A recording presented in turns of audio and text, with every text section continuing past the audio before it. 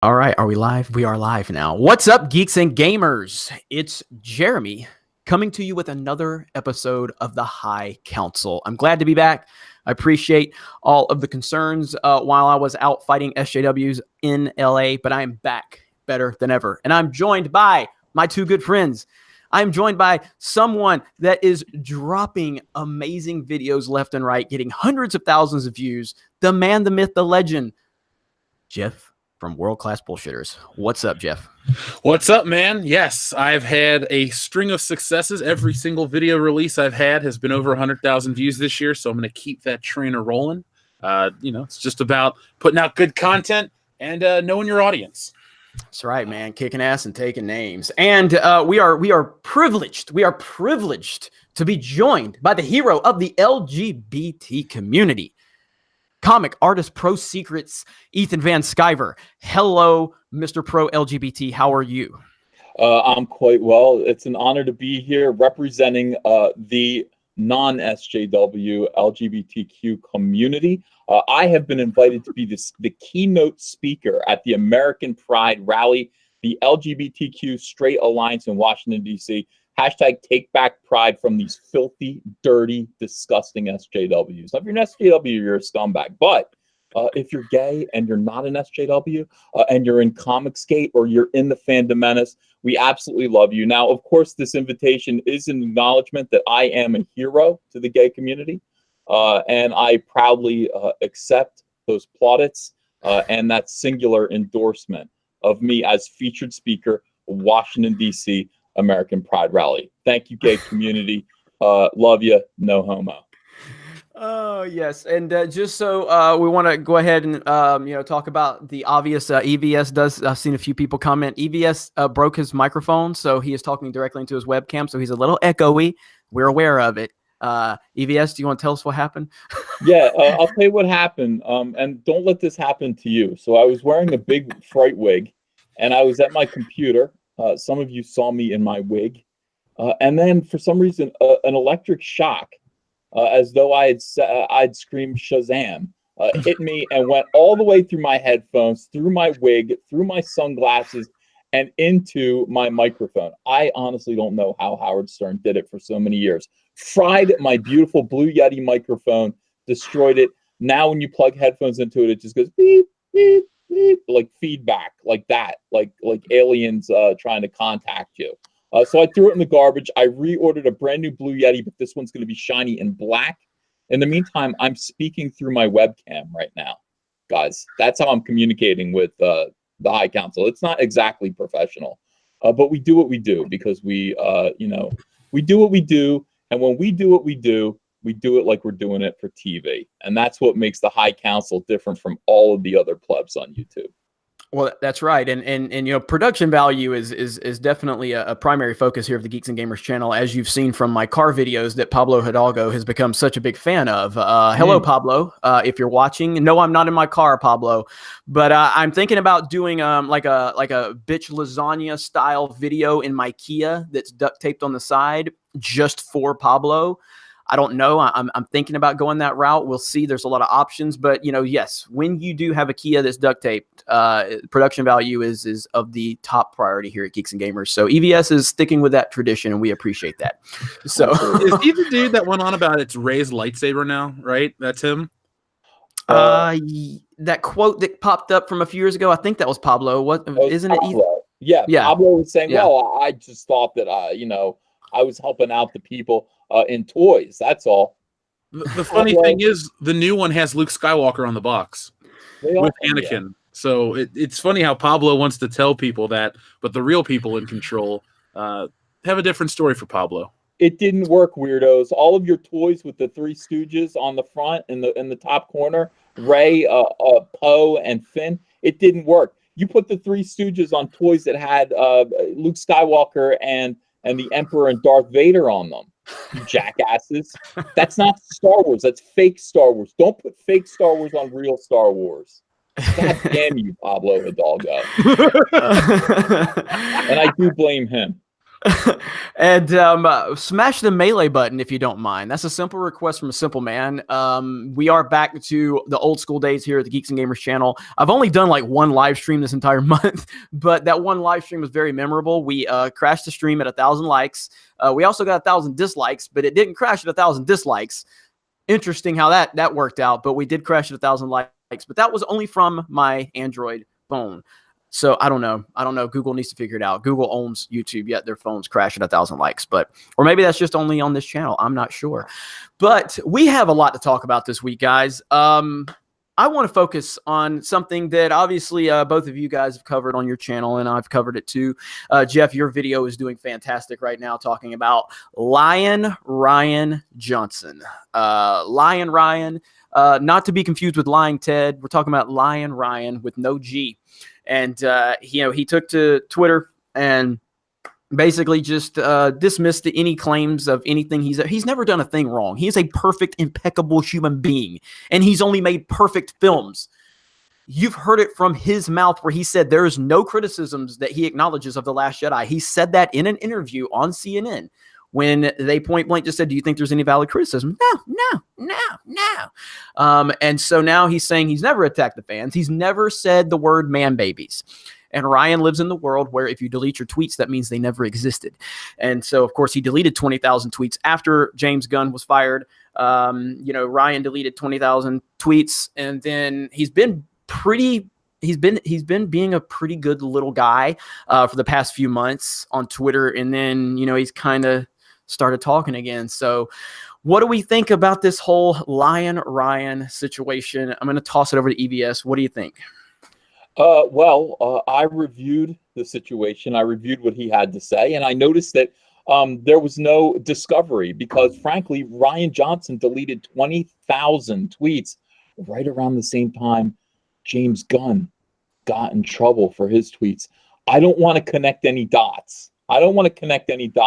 About the weirdo tweets that James Gunn got in trouble for and what might have lurked in the past on Roundhead Ryan Johnson's Twitter. I don't want to draw those connections, but you could if you wanted to. And all I can say is this: I've seen Ryan Johnson persecute the most manliest of men in the Star Wars fan community, Mike Zero. I've seen him go out of his way to persecute Mike Zero. Let me explain something to you. When you persecute Mike Zero, who puts out 8 Star Wars videos a day, at this point, get like 500 views each. He's got to pump up. Guys, watch Mike Zero's. Can I just plead to the audience? We've got 697 people watching right now. All of you, go subscribe to Mike Zero and go watch his videos when he puts them out. If you guys don't watch his videos, he's got to put out more videos. And I keep getting notifications. Okay, I get little dings. Ding, Mike Zero. Incredible Star Wars news. Princess Leia, Revelation, Star Wars news, Mike Zero. I don't want any more of that. Twice a day is fine. So if you watch his videos more, and dear friends, please do click like so he can get to 500 likes. He'll be able to slow down his production. I'm noticing at this point that the darts on his dartboard are sagging and they're about to fall out. So anyway, this is the man who Ryan Johnson persecuted. Why won't he persecute me? Why does it have to be the most innocent and kind among us, like Mike Zero?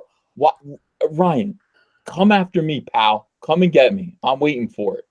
But no, it's very sad. All right. Anyway, Jeff, the man that's got 150,000 views as we speak and climbing right now. Make the note that it's in just a day, not like, this is an old video. It's just a day. But all joking aside, I actually threw out a challenge to Ryan Johnson to show up on the High Council. Obviously, he's never going to take it. But I said, join us on the show. Talk about your movie. Because, Ryan Johnson wants to throw all these things out there and make these absurd accusations.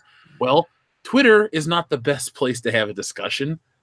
We can't do it face-to-face because we're all thousands of miles apart, but this is the next best thing. So I've tried to get Ryan Johnson to appear on the show to talk to the fans, to clarify the situation. But back to the tweet and all this stuff. I mean, there's a history of tweets. First off, I think Ryan Johnson's a weird dude. Like, that's not even me making fun of him. I just think he's a weird guy. He's got an odd sense of humor. I don't think he's I don't know. I don't think he's very socially normal. So some of his really dumb tweets, I think, are his attempts at humor, kind of like stuff in The Last Jedi. And like in The Last Jedi, it just doesn't work. But it is suspect all this not all this tweets, but 21,000 or whatever got deleted and all this stuff, and he kept quiet. I'm pretty sure he's just making Knives Out and he's going to move on to other things. And, I think he does this just for attention because he was kind of obscure prior to The Last Jedi.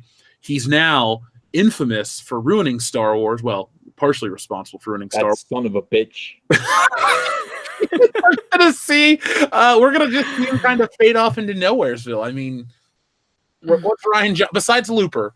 What has Rian Johnson done of any note outside of Star Wars? Nothing. And, I've never seen Brick, and I don't think I've ever seen Brick. I haven't either. The thing is, when I make my videos, I have to get pictures of Rian Johnson, and so I have to keep looking at him. But I see pictures of him from this movie with Mark Ruffalo and Rachel Weisz, and I'm thinking to myself, he's worked with big actors before, but I just don't know how he gets these gigs. He's just not very good at what he does. It's true, and I don't understand it. I'm still of the mindset that his trilogy absolutely will not happen. It's not happening. I don't know if it's been officially announced inside the walls of Disney Lucasfilm, but I just don't think it's happening. I think they understand that he is a liability at this point. But we'll see. I mean, it's going to be interesting to see how it continues to play out. But he, Lion Ryan, that's really all it comes down to. And that's son of a bitch. Oh man, let me get to a couple of super chats real quick. Jeremy Simmons says $2 for urgent care from Star Wars Celebration fights. That's in reference to a video I just uploaded where some troll with like 4 followers said he wanted to punch me at Celebration. And I mean, my response to it is just, that's fine. I mean, if that's what you want to document, if you want to tell the world that you want to come there to incite violence, it is on record that none of us, within Geeks and Gamers, Fandom Menace, anything like that, have called for that. We're not there for that. We're going to have fun. We're going to meet a lot of awesome people from our community. We're going to have a good time. We're going to spread a lot of positivity with our community because we have a very positive community. And if people are coming to, incite violence, that's on them. And whether that's not a very good way to celebrate anything. Punching someone in the face isn't a celebration. Right. I mean, you get in the spirit of things here. I mean, do not punch Jeremy in the face. And by the way, good luck punching Jeremy in the face because he's going to be surrounded by us, by fans.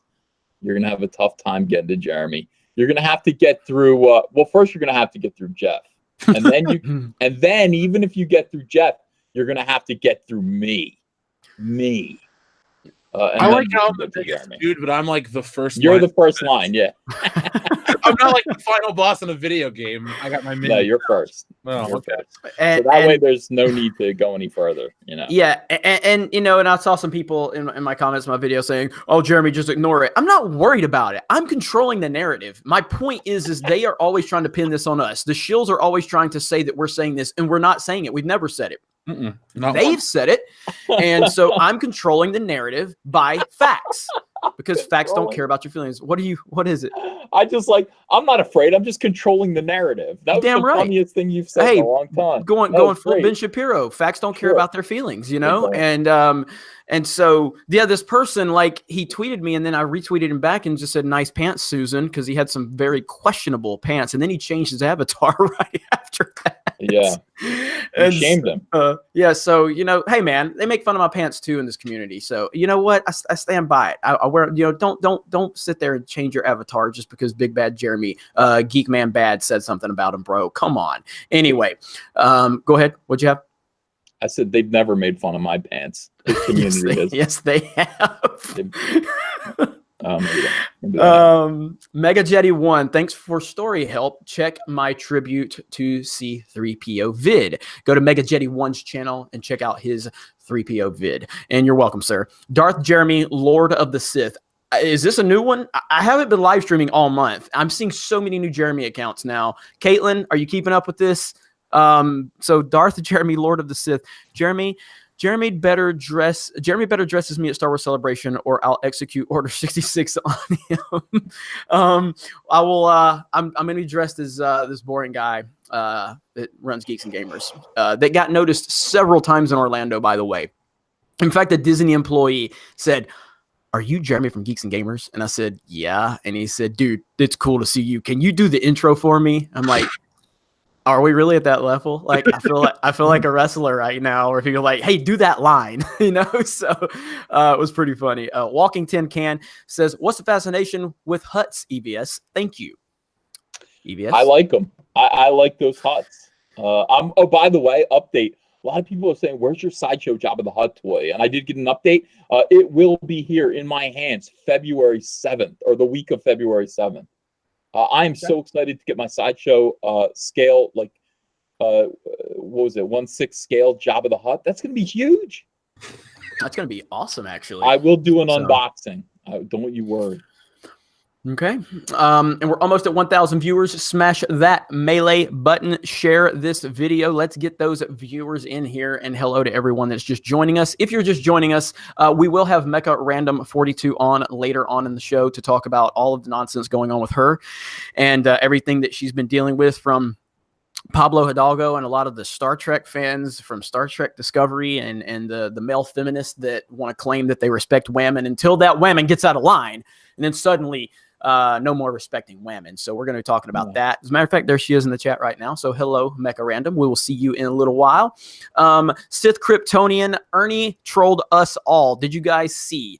Yes, I just checked out your video. I commented on it. And there's a lot to that story. So I want to, I didn't pay too close attention to it. I didn't read the full blog that he made. But if, in fact, he did truly troll everyone, and I guess Ryan Johnson and Pablo and Brian Young and all those guys were like, "This is such a heartfelt blog post. I'm just so moved by it." And if he did troll them, that's fantastic. Do you guys have any thoughts on that?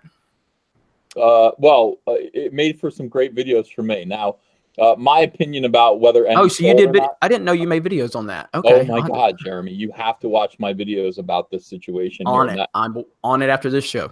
They're called "Never Apologize to Star Wars SJWs Ever, Ever, Ever." And then the second one is called "Don't Ever Appease Star Wars SJWs Ever, Ever," because this always happens, or something like that. The first one goes over NERD and then what happens when you apologize to SJWs and why it doesn't work out. Do I believe NERD was actually trolling? No, I don't, because I had a conversation with him about it, and he was worried about my video. And I think my video took the piss out of him, and he's backpedaling a little bit.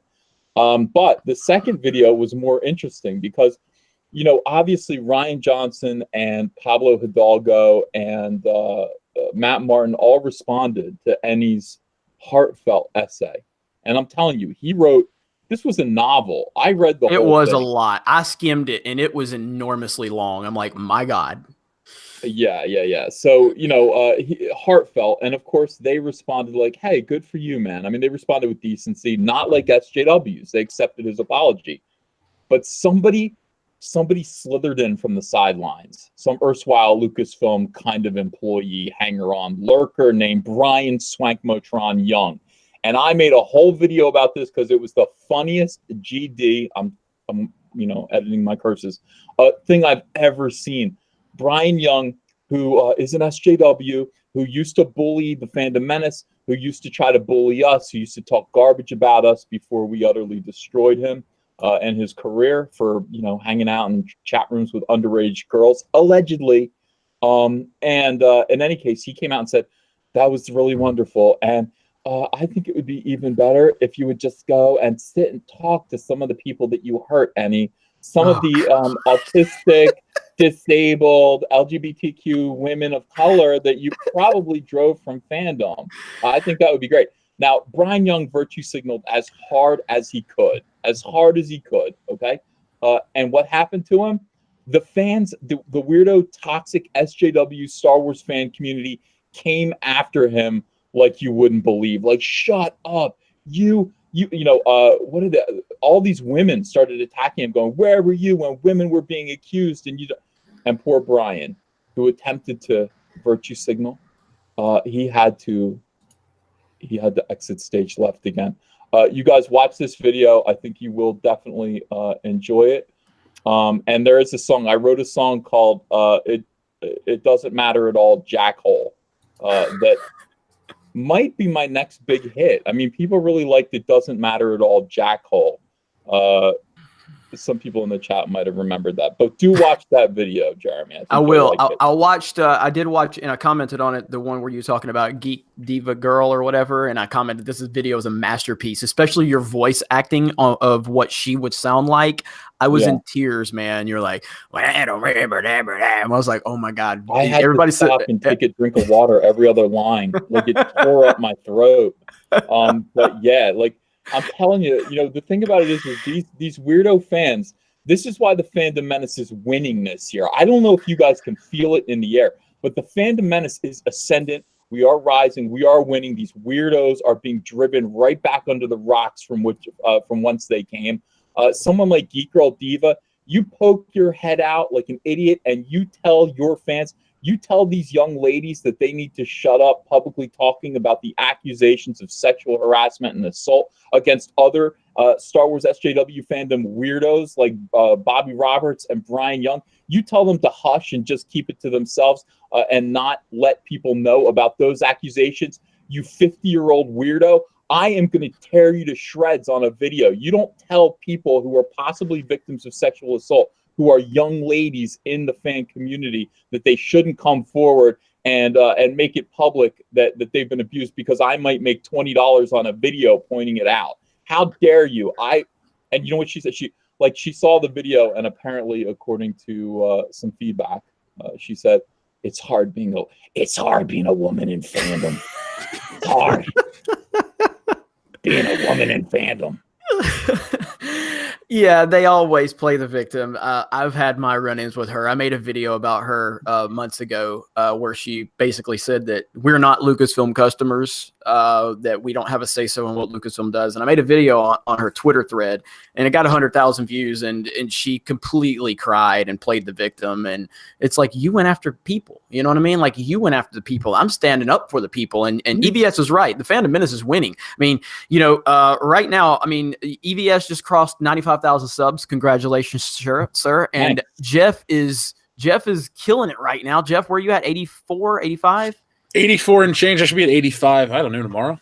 And your videos are just killing it right now. And so, and there's so many other channels within the Fandom Menace that are doing so good, and that's amazing. I mean, the support we've received it just continues to motivate us, and it makes us understand that we are putting the truth out there, and we have so much support. They beat us down. I mean, SJW Lucasfilm beat the fan community down for 2 or 3 years, calling us bigots, calling us toxic, writing articles about us. We're uncovering the truth about all of that.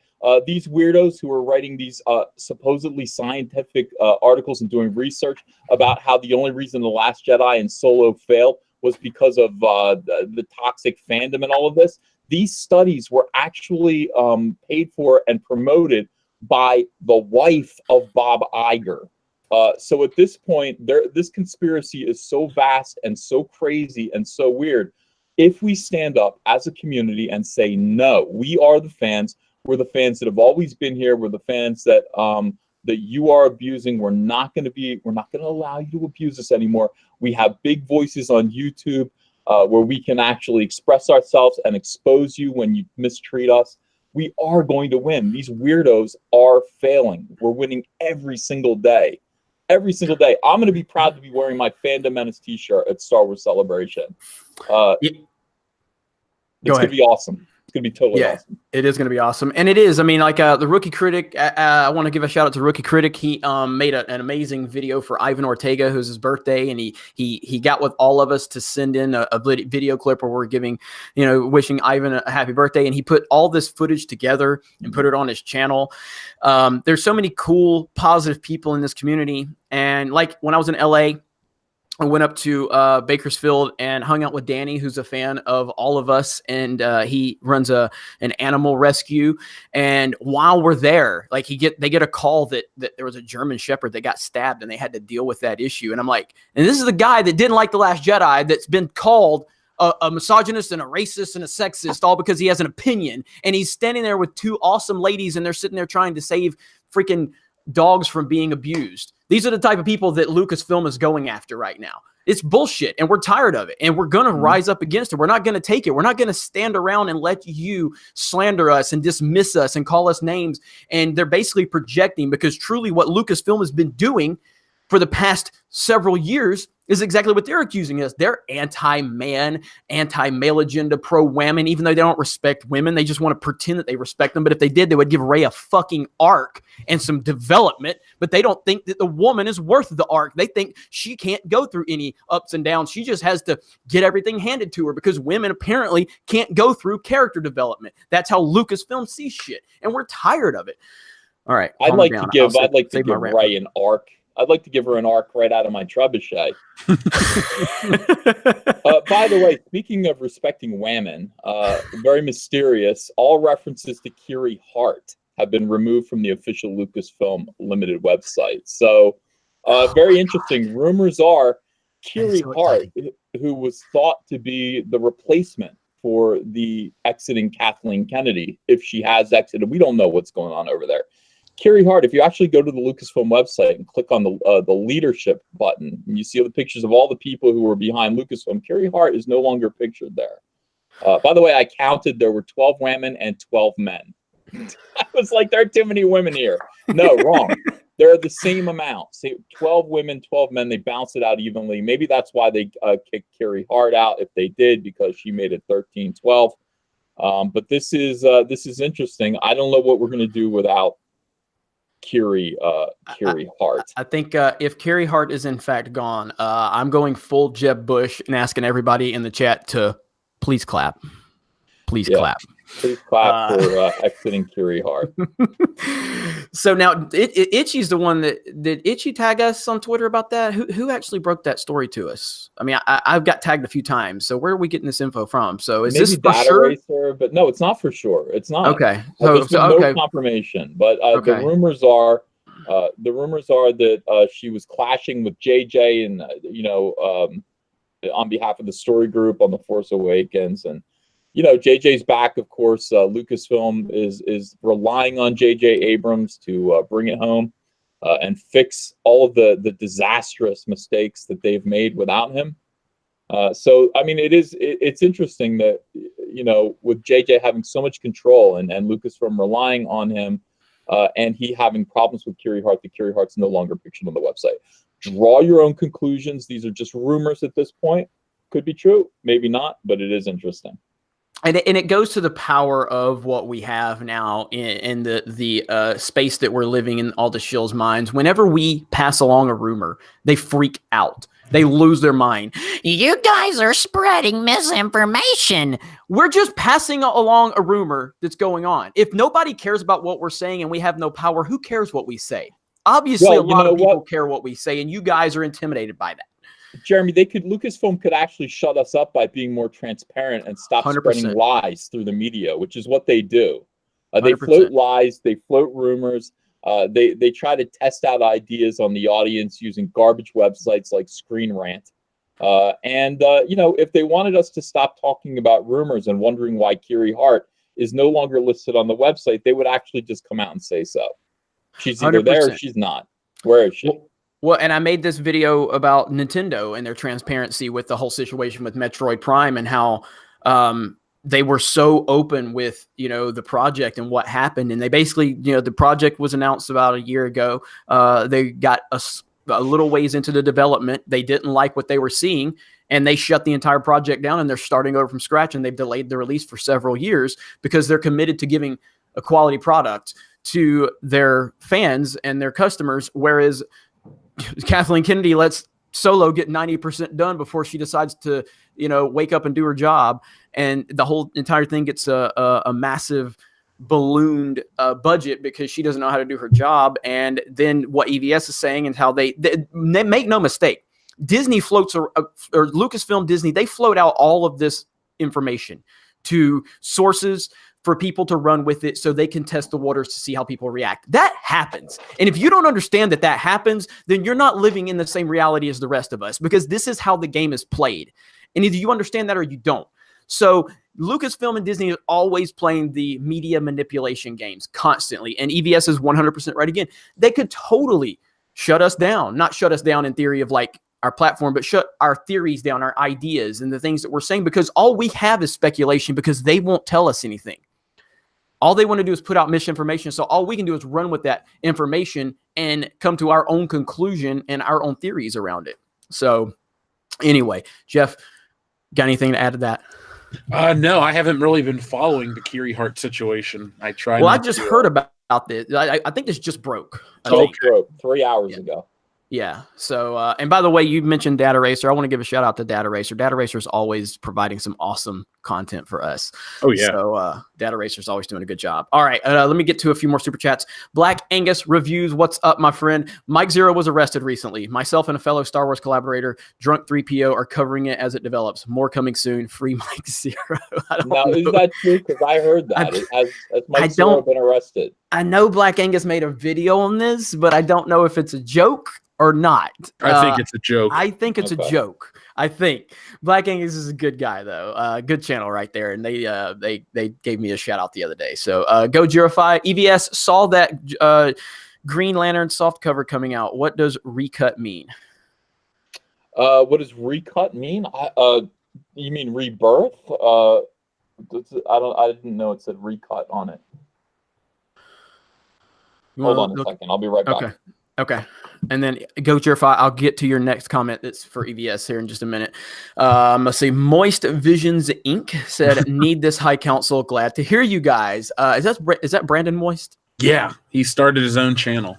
Good to have you here, sir. Good to have you here. And we're glad to be back all together. Finally, it's been, I've been traveling so much lately. And so, but we've had great episodes regardless of as to who was here. TC Does Comics. It's hilarious that Roundhead Ryan thinks he can delete tweets and claim he's an angel. Or he's been an angel. Keep up the common sense, fellas. Thank you so much for the super chat. And you are 100% right. Sith Kryptonian, Uncle E, Ernie trolled Ryan and Pablo. Just made a video about it. Have a great show, guys. Love you all. I'll be watching it later tonight. So, EVS kind of touched on that a little bit. EVS, you back? Yeah, I'm here. I've got the book. Well, Go Jurify also says, EVS, your new mic sounds fantastic. So you're getting compliments on your mic now. It doesn't sound that good. Tomorrow I'll be better. Mr. V says, liar, liar, Roundhead on fire. Let's see. CR Khan 4457. It's beautiful Ted now, Mr. Jeremy. I mean, have you seen that beard though? Oh, what is that? I don't know what that's in reference to. Was that something we were talking about earlier? I don't know. That might be over my head. The Grand Inquisitor, do your part. Subscribe to PewDiePie. Service guarantees citizenship. Would you like to know more? Good old shout out to Starship Troopers. Go Jurify. Mike Hero. He ain't no zero. Ryan da zero. Zebulon Pike. Oh, where did it go? It jumped around on me. My God, there's a lot of super chats. Zebulon Pike says, look up Ryan Johnson on Urban Dictionary. You're welcome. Oh, man. Can somebody look that up? In my video. You did that in your video? No, I almost put it in because what is it?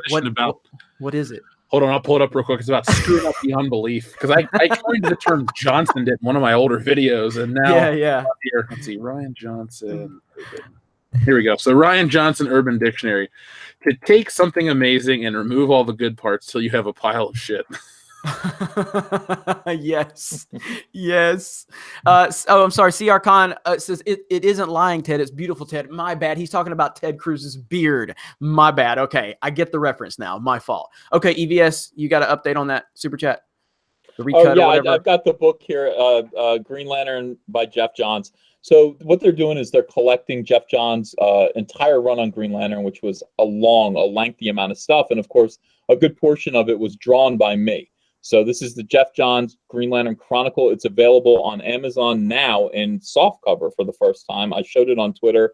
It is $25 US. So if you go to Amazon and want to pick up a copy of this, you're going to see about 7 issues worth of some of my best work.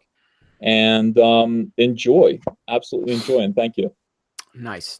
And we've broke 1,200 viewers, or no, we just dropped below it. But thank you to everyone that's joined. Smash the melee button if you don't mind. That is a simple request from a simple man, a small-time YouTuber that is being viciously attacked by Pablo Hidalgo and Lucasfilm. And I'm just trying my best to make my way in this world. Obviously, I'm virtue signaling a little bit. Okay, anyway.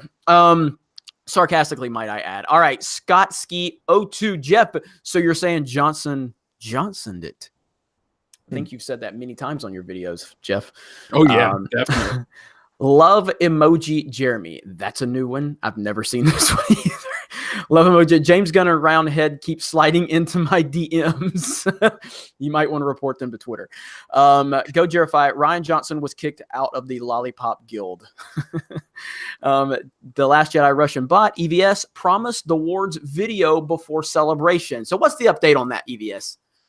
I'm still working on it, but it's about 40 minutes long. And, every time I'm, there's always something new to do.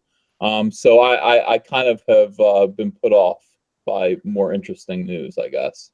Okay. I know everybody wants it. Even my little brother Noah said, "Where's number 4?" Ethan. I was like, "Yeah, I gotta do that." All right. MW77 EVS a CF omnibus would make a killing.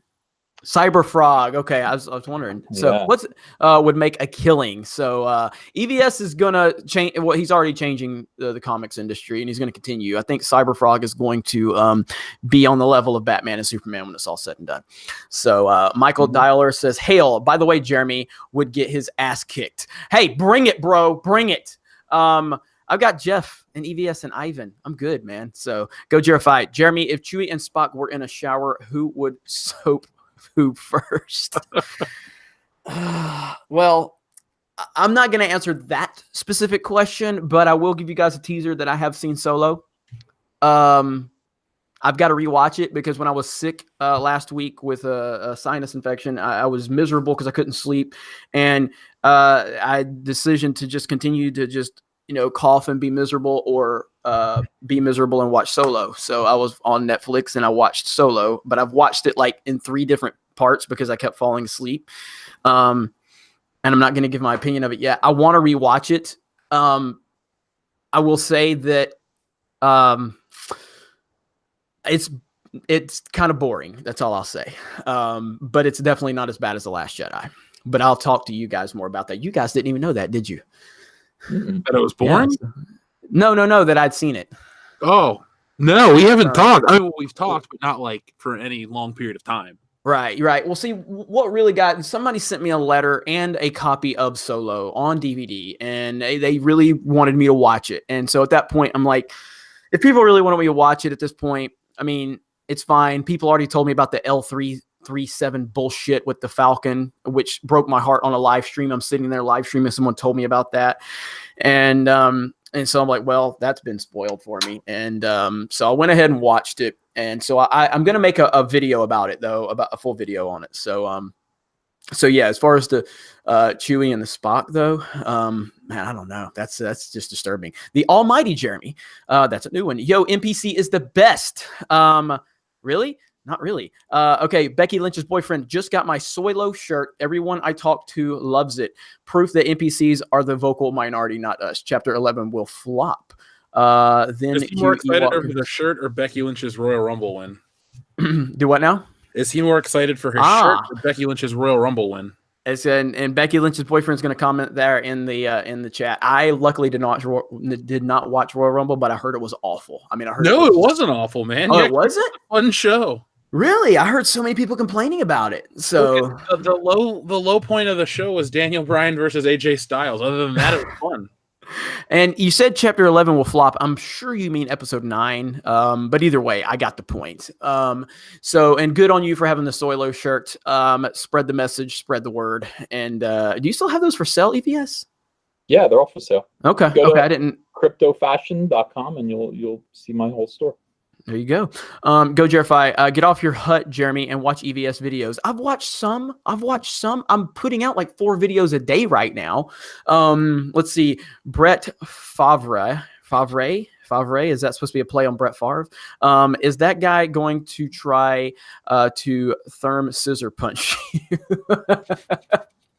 Oh, man. Mega Jetty 1, you punch Jeremy, you get cut out with a spoon. Yeah, nobody's gonna punch me. I'm not worried about it. All right, real quick, I want to move on to another topic real quick, and that is, and I'll get to more super chats, so can please send them. Give me your money. It's okay by me. Episode 9 trailer. We have not received an episode 9 trailer. There are rumors that it would be featured at the Super Bowl, and apparently there are reports saying that we will not be getting an episode 9 trailer. So I've got a video coming tomorrow where I'm going to discuss my details in detail more about my thoughts on this, but I'll continue to talk about it here too. So what are your guys' thoughts on why we have not received an episode 9 trailer yet, and why have we not received a title yet? Jeff from World Class, what are your thoughts? Because they're holding off till Star Wars Celebration, because they got to have something to talk about outside of, hey, we fucked up Star Wars for the last 4 years now. Shit. So they're trying to come up with something for people to talk about. You talk about controlling the narrative. That's what they want. They don't want people like us or people that are dissatisfied with The Last Jedi or whatever's on TV. They don't want them to ask questions. They want people to be speculating what's new, what's next. So you watch and see the myriad of the stupid reaction videos. They'll basically have people going gaga at Star Wars Celebration for like 4 days straight. So this is their way to hush people up. In terms of the Super Bowl, probably because it's not worth the money right now. I mean, we got Avengers coming out. Sadly, Captain Marvel's about to come out soon. I mean, Black Panther's getting re-released for Black History Month, so that's, newsworthy. But no, I bet you Disney's just going to put everything behind Avengers, because that's the modern myth right now. Superhero movies. Star Wars has come and gone because it's, been mismanaged. It was great up until recently, and then it just kind of shit the bed. So it's a very good answer. I just don't want to put anything into it. It's a very good answer. What about you, EVS? Why are they not putting the... I have no idea why they're not doing it. It makes absolutely zero sense. It's stupid to think that Star Wars Celebration is somehow a bigger audience than the goddamn Super Bowl. These people are idiots beyond belief over Lucasfilm. You're trying to get your initial trailer out to the biggest possible audience, and so you show it to a fucking convention full of about possibly 40,000 people tops. 1 billion people watch the Super Bowl, you dopes. What the hell is the matter with these people? Every single day they do something stupid. Either they're really, really stupid, or there is no trailer yet. The trailer's not finished. One of the two. Yeah, well, my thoughts on it, and I agree with you, EVS, they are stupid. My thoughts are that there is such division at Lucasfilm right now, which kind of plays into the story about this Carrie Hart story group and J.J. Abrams and all that. I just think that they have such a difference of direction that they are wanting to go. I think that there's a even divide within the walls of Lucasfilm. I think there is the Kathleen Kennedy regime that's all focused on identity politics and focused on social justice nonsense. And then there is another group of people that are actually interested in actually doing what's right for Star Wars and understanding that The Last Jedi has left us in such a bad position for so many reasons. And I don't think that there's any way that the trilogy gets fixed. I don't care how great Episode 9 is, and I still believe that Episode 9 can be a really good movie in isolation. But in terms of being attached to this trilogy and in Star Wars in general, I think it's going to be trash, because I think this entire trilogy is going to be trash because of The Last Jedi and the continuity issues it's going to create. So I just think that there right now is a somewhat of a, and it's a play on words, but there's somewhat of a civil war within Lucasfilm in terms of the creative process. And so for that reason, I think that they are withholding any marketing for this movie, a title, anything that they're going to do from a narrative standpoint, because they really don't have a clue what they're doing right now because of the divisive nature. So that's my take on it. I don't have any knowledge of that. That's just the way I'm looking at it. I just feel like we would have already gotten something if they were confident as a collective unit in what they're providing. And I don't feel that they are. I feel that there's a lot of division. So that's my stance on this. I think the reality of, getting woke and going broke is starting to hit people at Lucasfilm, because, we all covered the whole Star Wars is a dying brand type of thing with the consumer brands, and how Star Wars is the only thing that lost money at Disney, and it's being offset by Marvel. I mean, Disney is a business. I don't care how much they talk about the well-being of society and all that shit. They want your money. They're a business. That's what they care about the most. Yep. And with Star Wars, Star Wars is like the most accepting fan group, but when everybody pushes back to the degree they have now, you guys are clearly the problem. Like, they've clearly fucked it up, the official Lucasfilm people. So I think there's a I think if she quit or if she's not involved with the company, this is a guess, obviously. I don't know this woman. I never will know her. But I would like to guess that it's probably one of those, well, we're not doing what we had set out to do in terms of trying to change the world through Star Wars. The people up the top realize it's a movie, it's a product. And then, attitudes flare, and there's a lot of problems for people. They just don't, they don't get their way anymore. So maybe that's what I'm guessing could have possibly happened. Yeah, I mean, we're seeing a lot of what's going on with Ghostbusters right now and how you can't even move forward with a creative vision that may actually be good for the continuity of the universe because you've already pandered to social justice weirdo politics. And now those same people that felt that they accomplished something by making a movie fail. These SJWs think they accomplished something by having a horrible movie in 2016, the all-female reboot of Ghostbusters, fail miserably. And then you've got Leslie Jones blaming Trump. And you've got all these people, well, Paul Feig's coming out, having his nonsensical talk on it. And this is what happens when you pander to these type of people. They don't live in the real world. They live in their own fantasy world. And so I just feel like, the get woke, go broke aspect is definitely starting to rear its ugly head. And I think Disney's finally starting to realize it. Not completely, obviously, but somewhat. So.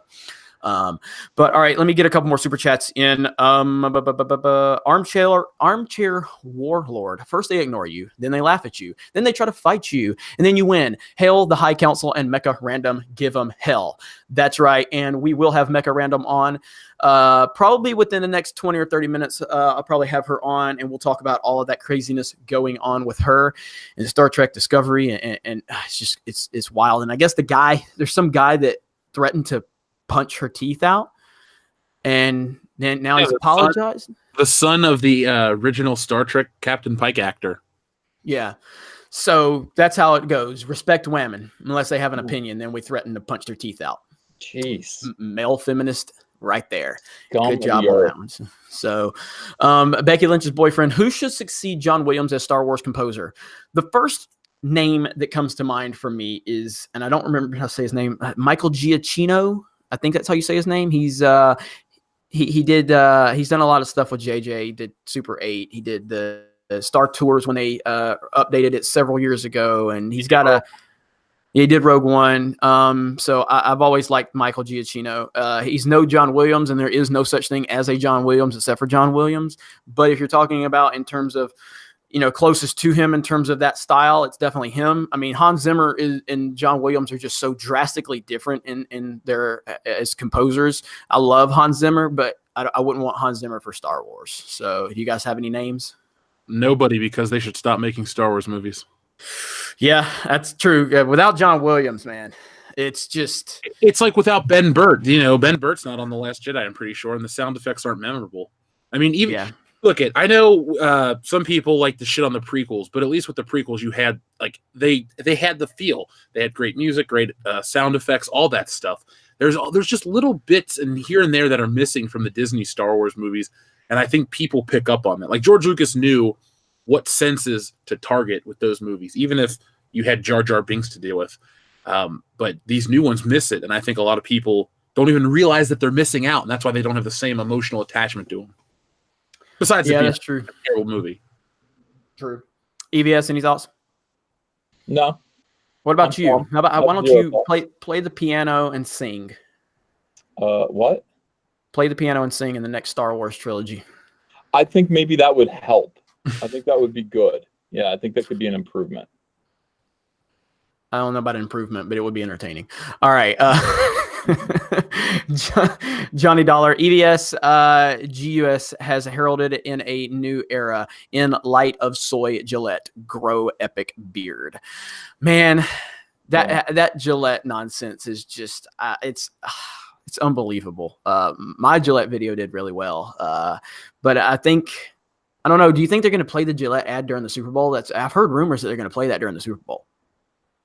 Have you guys heard that? That's what I've heard too. I think that's what it's for, but it's a 2-minute ad. Are they really going to buy 2 minutes worth of? Nah, they'll probably knock it down to like 45 seconds.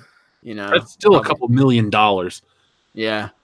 I mean, I don't really cover politics and shit like that on my channel, but I don't think the Super Bowl is the right place for it because when you go after middle America, like, you know, a lot of people are either they're off on weekends, or you got a lot of like blue collar dudes that are sitting down to watch the Super Bowl, women watching the Super Bowl, people that don't give a shit about the stuff Gillette's trying to say in their ad.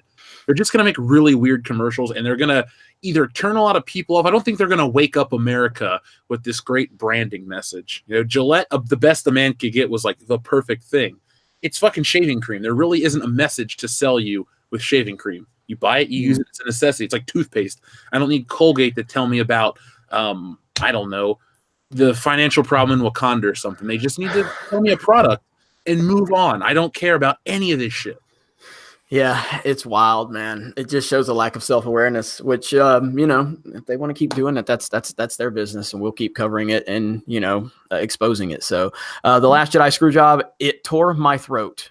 EVS 2019. Yeah. By the way, I'm looking at an article right now that just came out yesterday. It's called "Sell Procter & Gamble While You Can." Now, Procter & Gamble, of course, is the company that you know distributes Gillette.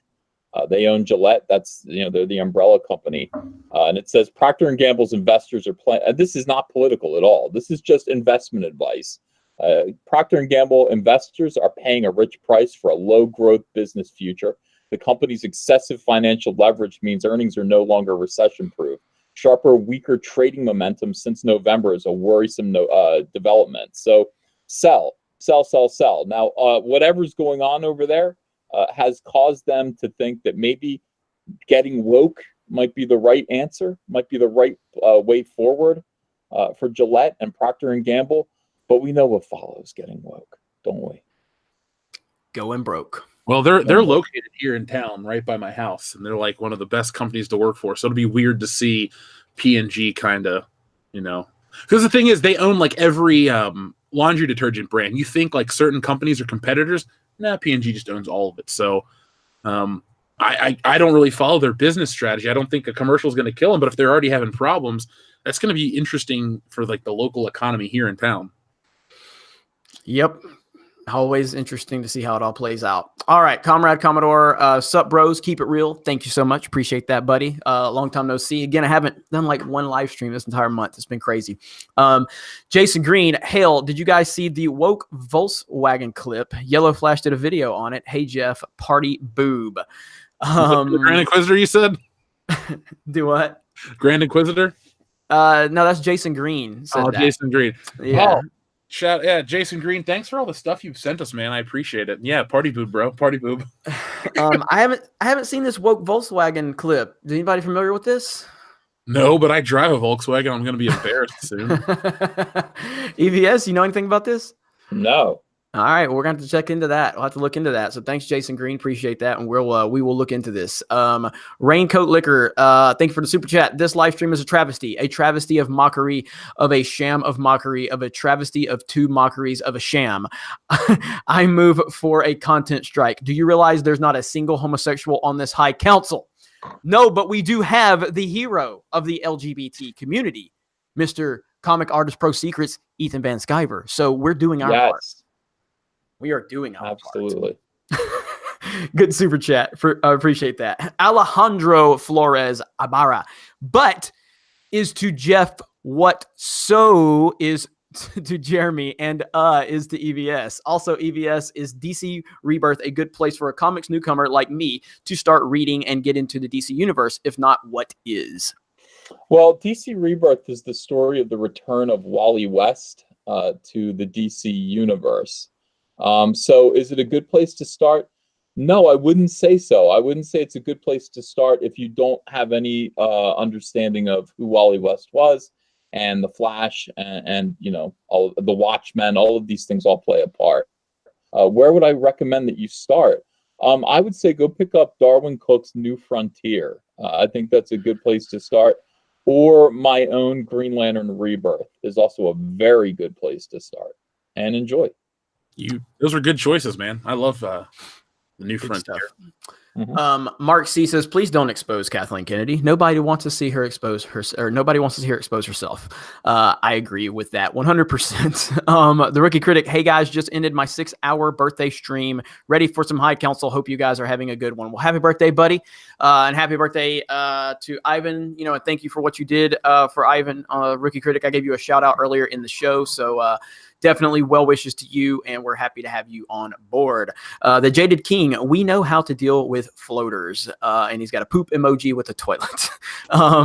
Panboy Lando, soy child dong lover. Back holes will be taken. Jack holes will be destroyed. Hail Caesar. Hashtag RBCC.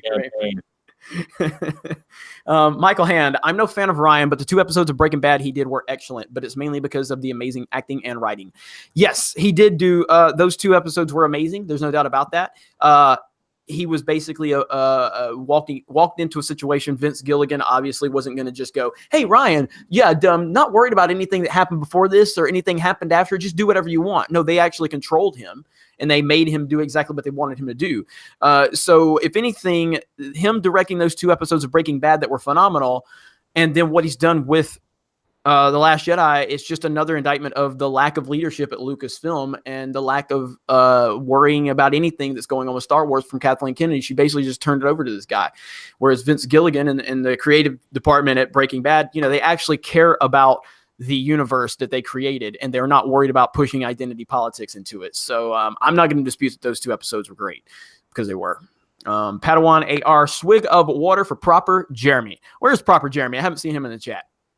Mega Man, is it a coincidence or a fate that the Humble Bundle has coding books on sale at the same time as all those journos were fired? Hashtag Cecil's will be done. I don't know exactly what he's talking about. What is he talking about? You guys the know? Huffington Post got rid of the opinion section and something else. So all these people with no life skills are now looking for jobs. Or I think I read a post that had like one of their resumes or something on it. So okay, I didn't even know that. So all right, go Jerify. EVS, the Amazon description. This recut graphic novel series begins with the first book in Jeff Johns' legendary run. So I think you already addressed that. Yeah, I didn't address it. I didn't know what you meant. I think what it means is that they took all of Jeff's Green Lantern books, every Green Lantern book Jeff ever wrote, and then rearranged the order of them so that the story would be a better read. Okay, so I think that's what you're looking at there. Gotcha. All right. Where am I at? Fortune and Glory, kid. Fortune and Glory. Miss you guys. Jeff, don't go outside. Cold. Yeah, I might have to at some point tomorrow, but I'm gonna try not to. Yeah, you told me earlier before the show started that it was going to be insane. So I told you, like, it's 40 degrees here in Pensacola and everybody's freaking out and they're like thinking the world's going to end because it's 40 degrees in Pensacola. Well, dude, here's the dumbest part. We're going to have negative 30 with wind chill tomorrow. On Friday and Saturday, it's going to be 50 degrees. That's insane. That's how dumb the weather in Cincinnati is. Yeah, that's wild right there. So, all right, Jared Cressy says you guys should check out Tom McDonald's Politically Incorrect song on YouTube sometime. He's getting destroyed for speaking facts. Love you guys. I will definitely check that out. If it's anything that's triggering the SJWs, the NPCs, I'm all for it. Celtic Romulan, because they're afraid their trailer will get upstaged by the Budweiser Clydesdales. The Clydesdales always win, though. Go Jerify. Star Wars Episode 9, Dirty Coffee Filters. MW77, JJ is an SJW. Beware of Episode 9. I don't dispute that at all. I mean, we've seen him making a fool of himself on Twitter the few times he's tweeted, and then some of the other times he's made comments. So Stone Cold Jeremy, they should hire Ivan to make the trailer. I agree, but they won't because they're scared of a differing opinion right now. The Last Jedi Screwjob told my therapist about Lucasfilm selling Star Wars streaming rights in 2016. She said it didn't make any sense. FYI, she described Rogue One as the one with the lone girl in it. That's ultimately Rogue One's that's the best received Disney Star Wars movie by far. It's not even close. So even though I didn't like it that much, Brett Favre says the trailer is their ace in the hole during Celebration for when they all start getting booed off stage.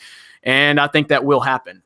If I don't know, it's going to be weird to see how it all plays out at Celebration. At the end of the day, I think that there's going to be a lot of anticipation to see what happens at Star Wars Celebration. But I'm intending it to just be a good time with. I went to Star Wars Celebration in Orlando in 2015, and like I said, I had a lot of fun. Obviously, the the divide wasn't there within the fandom, but I had a good time. And I was telling people last night on Stream with Odin, but I met John Campea in 2015, and he was cool. He was nice and everything, but he kind of like looked at me like, good job, sport, because I told him like he would hear from me in a few years. And now it's funny because my channel gets more views than his and has a higher Social Blade rank than his. And so people were like, what happens? Are you going to say anything to John Campea? I was like, if anything, I'll just, I'll kind of give him a good job, sport. If he comes up to me and says anything, but he won't acknowledge me. One time EVS commented on his video and he acted like he knew EVS was. And he's like, if you are a comic artist pro, you remember that, EVS? Yeah. You're like, dude, do you know who you're talking to? You're talking to the world famous Ethan Van Sciver right now. But he didn't want to admit that. Have you done anything since then, since you went on his video and did that? Nah, I got bored of him. I don't know. I don't think he's that funny or interesting.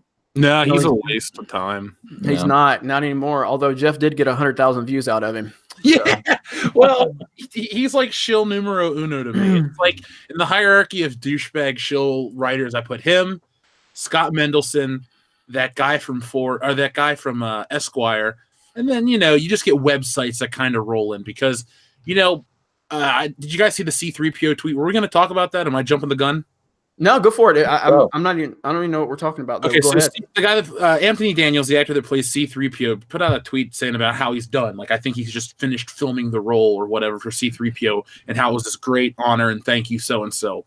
When an actor builds up a movie, it's like in their contract. It's what they do. They hype up the movie for you because they're associated. It does better. I'm sure they do better. Mm-hmm. But the reason I always wonder why these journalists defend these movies the way they do blindly. It's like they don't really benefit. Like, okay, if Scott Mendelson works for Forbes in The Last Jedi, or the next one, episode 9, makes $8, he doesn't lose money. He doesn't gain anything if the movie does well or does poorly. But these people will defend it tooth and nail to the end. And I always question, like, why? And that's where these videos come from. Like, what do they have to benefit from constantly kissing ass? Clearly, we know those things. But I just wanted to elaborate on that point because we're talking about Campea and, that kind of stuff jogs my memory and kind of makes me feel uncomfortably queasy. Yeah. Okay. So that's what you're talking about with the 3PO tweet. And so, I saw a little bit going around about that. And yeah, ultimately, I mean, he's doing what he's paid to do. You know what I mean? So. And to be fair, he was there since the beginning. He's a different beast. I put him in the same category as Luke and, the ones that are alive that are still involved with the movies. Hell, not even Billy D. Williams has the same frame of reference for Star Wars as Anthony Daniels does. I mean, he was out there in Tunisia, trucking it in that stupid plastic suit, and was there since the beginning. So I have a different level of respect for him.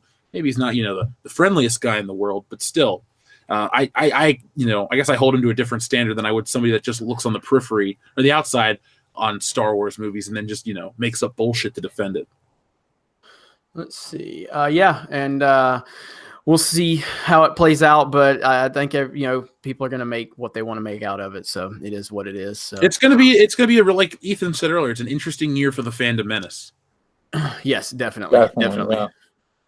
All right, let me see where I'm at. My super chat list keeps jumping around here. So the Pork Chop Express. If you gave Ryan an enema, you could bury him in a matchbox. Let's see. Brian from the Rebellion. People on Twitter are a trip. God bless Jeremy. Well, thank you. God bless Jeremy. I like that. That's a good super chat. Twitter has become my go-to social media platform. I've pretty much abandoned Facebook and Instagram because I don't have time for it, and so I do kind of stick with Twitter just because it's a really good way to engage with the audience. And but I've got so many people muted on Twitter. I don't block people on Twitter, but when I see them in my comments and my mentions, like, because some other people respond to them, I just think it's so funny because I'm like, I don't even know what you're saying. And it's hilarious that you're still obsessed with me. Now, I don't know how EVS deals with it because EVS deals with 10 times what I deal with. I think he's just a professional at this point. Like, I don't know how you deal with it, EVS. Deal with what? Like getting what? All the crazy lunatics that go after you on Twitter. You know what? So, I had to tell my wife today. It's funny that you say that. She said, "Does Jeremy get like what you get?" I'm like, "Oh, he gets it worse than me." I don't know. No. I mean, I just look at, I have stopped responding as much as I used to. But I mean, like that SJW Spider-Man dude is, or whatever it is, I Yeah, mean, it's yeah. at their life, their entire existence is designed to be triggered by you. Like, it is crazy, you know? And so Well, I don't know. It's from my perspective, I see you dealing with it, and maybe I don't understand my perspective of, or maybe I don't understand it from another point of view, but I just see it. I feel like you get it a lot worse than I do, but yeah. I Well, don't know no, I though. mean they're working for a PR firm that we found out. This is really interesting. Uh, God, the comic book industry is so stupid. I was talking to your boy Zach, Diversity in Comics, about this today. We had a long conversation. I was just like, the comic book industry is on its last legs. Like, seriously, it is dying at this point. It really is. And these people who are fighting us so hard, like, they could be devoting their energies to actually trying to produce better comics to preserve the comic book industry for a little bit longer, or at least let it die respectively. But these idiots, I mean, honestly, there's like a meteor headed to planet Earth. That's the equivalent of what's going on.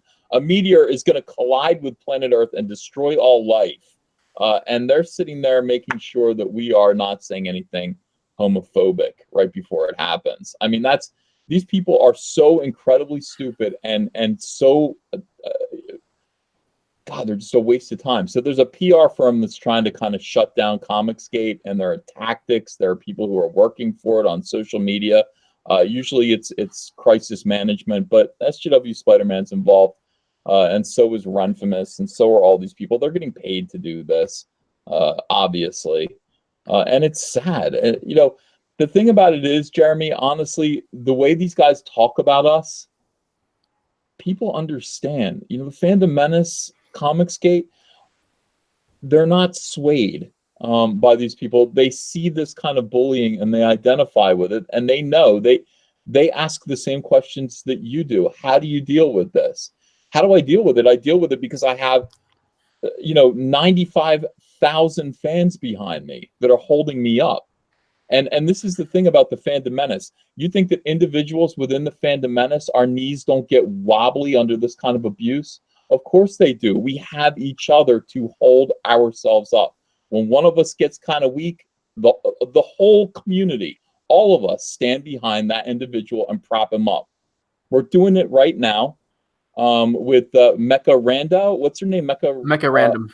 Mecca Random. We're doing it right now for her. I just started watching videos about her story right now. We can't allow this kind of stuff to happen. So listen, I can put up with anything. I mean, if people kind of say, "Hey, we're behind you, we support you, we love you, and we're on your side," I can tolerate any kind of beating like that, and so can you, and so can she, and so can anybody in this crowd. That's very well said. And you're right. I mean, I do go after people constantly in terms of responding. I mean, like, to these people that I'll just, like, I thrive on that type of stuff. But at the same time, and I know that a lot of people are just doing it just to get attention from me, and so, but I do enjoy clapping back at people. But you're right. Without the amazing support that we receive, at some point, a lot of those comments could have an effect on us, but they don't, because of how much support we have. I mean, our support, just the counterbalance is unreal. It's like 99.9% to that 0.1%. You know what I mean? Mm-hmm. And that motivates you and keeps you, sane, and it keeps you understanding you're doing the right thing. And so there's people that out there. I mentioned John Campea earlier because, I mean, he and I got into it on Twitter again because he was crying about what was it? The Fast and Furious all female reboot, and he was like, "Why are so many guys upset because there's all women," or something like that. And I responded, and I'm like, "I don't know, why are you so upset because Trump won when he was voted in as president?" And of course he responded, but of course when I've sent Campea complimentary messages years ago when I was a fan of his, never responded. You mentioned Trump, boom.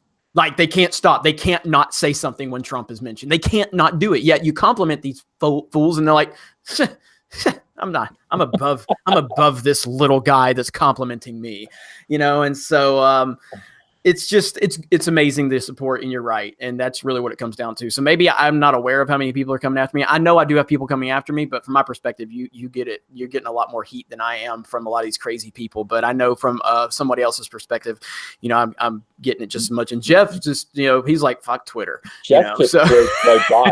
Jeff gets no trouble. It's great. I love it. Yeah, because he's not messing with Twitter. All right, let me jump back in here. And speaking of that, Rookie Critic says, I created a monstrosity, Jeremy, and tagged you on Twitter. I'll have to look at my mentions here when we get done. Red User 1, who is this pansexual fruitcake threatening Jeremy and Star Wars Celebration? I hope the cops step in. Someone that just wants attention, so it's all good. Makani 90, so 2019, they have reached a breaking point because the name-calling, the bullying tactics, the accusations just ain't working anymore. I expect that if they act on it from here on, it will backfire on them catastrophically. Thank you for the super chat, and you are correct. This is what desperation looks like, and ultimately they are obsessed with playing the victim, even though they're the ones that are making the threats and the accusations. They want to play the victim because that's their life. They live to play the victim. And they can continue doing that because there's way more common sense people out there than there are NPCs. That's for sure. Quentin Daniels, thank you for the super chat. In Australia, at my supermarket, Gillette is marked down 35% to sell. Go woke, go broke. Great live chat, guys. Fandom menace. Glad to hear that. Xavier says, Jeff, are you excited for Spider-Man Far From Home? Also, what would be a Spider-Man or Marvel storyline you'd want to be in a movie? No, I'm not excited. The trailer I don't think the trailer was bad, but I don't like the world that Tom Holland's Spider-Man inhabits. So, I mean, it's just going to be him. I basically want to see him away from those people. Like, let him go to New York he lives in New York, but let him do his thing. I don't want to see Ned. I don't care about Zendaya and all these other people. They just basically made it like High School Musical featuring Spider-Man, so I'm not interested in that. But to answer your other question, Kraven's Last Hunt, if they had the right time to build it up, would be awesome. Eventually I want to see Dr. Octopus, so maybe like the Master Planner saga. Well, we kind of saw that already. At least they got the iconic part out of it. There's all kinds of stuff I want to see from Spider-Man, but it's just we're not going in that direction right now, especially with MCU Spider-Man. We're stuck on teenage, the MCU Spider-Man thinks there's only Ultimate Spider-Man, and there's thousands of other issues that exist outside of Brian Michael Bendis's run. So there's a roundabout answer for you. I have not seen Far From Home trailer. I was just on the road when all that happened, and I don't watch trailers unless I'm doing a reaction for the channel. So I haven't even seen the trailer, so I don't know if it's good or not. So, I mean, Mysterio's in it for a second, and so is Hydro Man. So if you're a mark for those characters, you'll be excited, but probably not. I like Tom Holland's Spider-Man, but I think you're right on the money. I don't like the world that he inhabits. I don't like the characters that are surrounding him. I think he's a really good Peter Parker and a really good Spider-Man, but we'll see. Homecoming had some minor SJW elements to it. Didn't ruin the movie for me, but I started to see that effect. So yeah, that's my least favorite MCU flick, possibly. Really? Yeah, I'm trying to think. Mine's Thor 2. Yeah, I don't like Thor 2, but I like the character Spider-Man a lot, so I guess it's more of a personal thing to watch the character kind of be bastardized. I don't know. That sounds kind of harsh to say he's bastardized, but I do have more issues with it because it's Spider-Man, my favorite thing. Like, I hate the Amazing franchise, that really crappy reboot. Me too. Yeah, me too. Yeah, we're both. Me and you agree. Yeah, we're both on the same page on that. Spider-Man 2 is still the best by far, and I'm not sure it'll ever be topped. It hasn't been in 15 years, so yeah. The thing is, I want it to be topped. I want to be that entertained. People say like, you can never top, I don't know, the first Avengers. Well, they kind of have. So I want there to always be better versions because we win. We're the fans. We don't make these movies yet. So what do we have to benefit if our movie is the most successful one? Nothing. We just get more fun. That's right. All right, we got over 1,300 viewers. Thank you to everyone joining. Very soon we will bring Mecha Random 42 in to the High Council, and she will be discussing all of the stuff that's been going on with her and all of the hate mob that's been trying to basically pressure her into backing off of her opinion of something. And so we'll bring her in soon. Smash the melee button if you don't mind. It's simple request from a simple man. We are over 600 likes. Like, can we get to 1,000 before the High Council ends? I don't know. We will see. Okay, so where are we at? I'm looking. TLJ Screwjob. SJW is equals E/J. Should hate Jer because Southerner. I don't understand the comment there. Ethan and Jeff, is that what it means? Should hate Jer because Southerner? Is that what it means? Yeah. We do hate him because he's a Southerner. Well, they do. Yeah, I mean, we're the, obviously we're the Northerners, still Right. angry about the Civil War. Yeah. Oh man, yeah. I mean, well, this is a discussion they had. I mean, they tried to get me on the High Council multiple times, and I would never, accept. And then finally, they said, "Look, we don't fucking like you. We're just trying to, get some more views, and we feel like you can bring 4 or 5 more people in here. So get your hillbilly ass on here, but we don't like you." So it was established from the beginning. So it's all good, Yeah. So honesty is the best policy, and they were honest with me. So at that point, I was like, you know what? If they can admit they don't like me, but they still want to use me, I'm okay with that. Everybody's like Yankee pride, yeah. That's Southern pride, damn Yankees. Look, we're turning it up all over again. It's going to be another Civil War because of this. We love Jeremy. Jeremy's our brother. All right, let me see where we at here. Really good, Chef. Thanks, Jeff, for the postcard today. EVS is awesome. You suck at Mario Kart, Jeremy.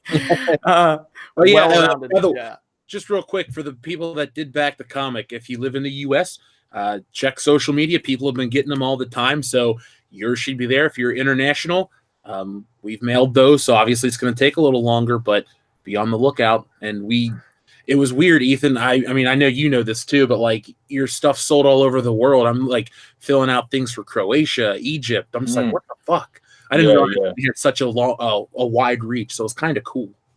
Yeah, good stuff. And that's a good super chat, well-rounded super chat. Let's see. K. Brady, do you guys think episode 9 will redeem the series, or is it over? Curious what you think. Not hope. Yeah, I kind of addressed this earlier. I don't think, and again, as a fan of J.J. Abrams and as a fan of The Force Awakens, I do not think that episode 9 can fix this trilogy or the series because of the massive backstep that that's an understatement, the massive backstep that The Last Jedi was.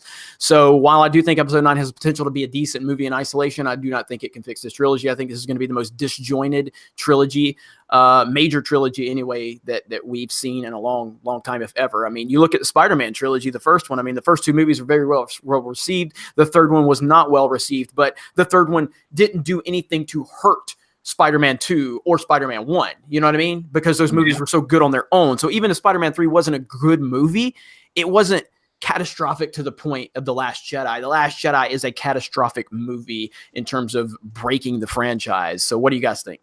Well, to further your point about Spider-Man as well, Spider-Man 3 was the most successful. And people will say, well, look at, because I know Scott Mendelson loves to say that the third one always makes the most in Star Wars because of X, Y, and Z, and he gives some bullshit multiplier. But in terms of Spider-Man 3, it made the most because Spider-Man 2 was so great. You always have the initial movie that people go in. Like The Force Awakens made all of its money because it's a sequel to Return of the Jedi.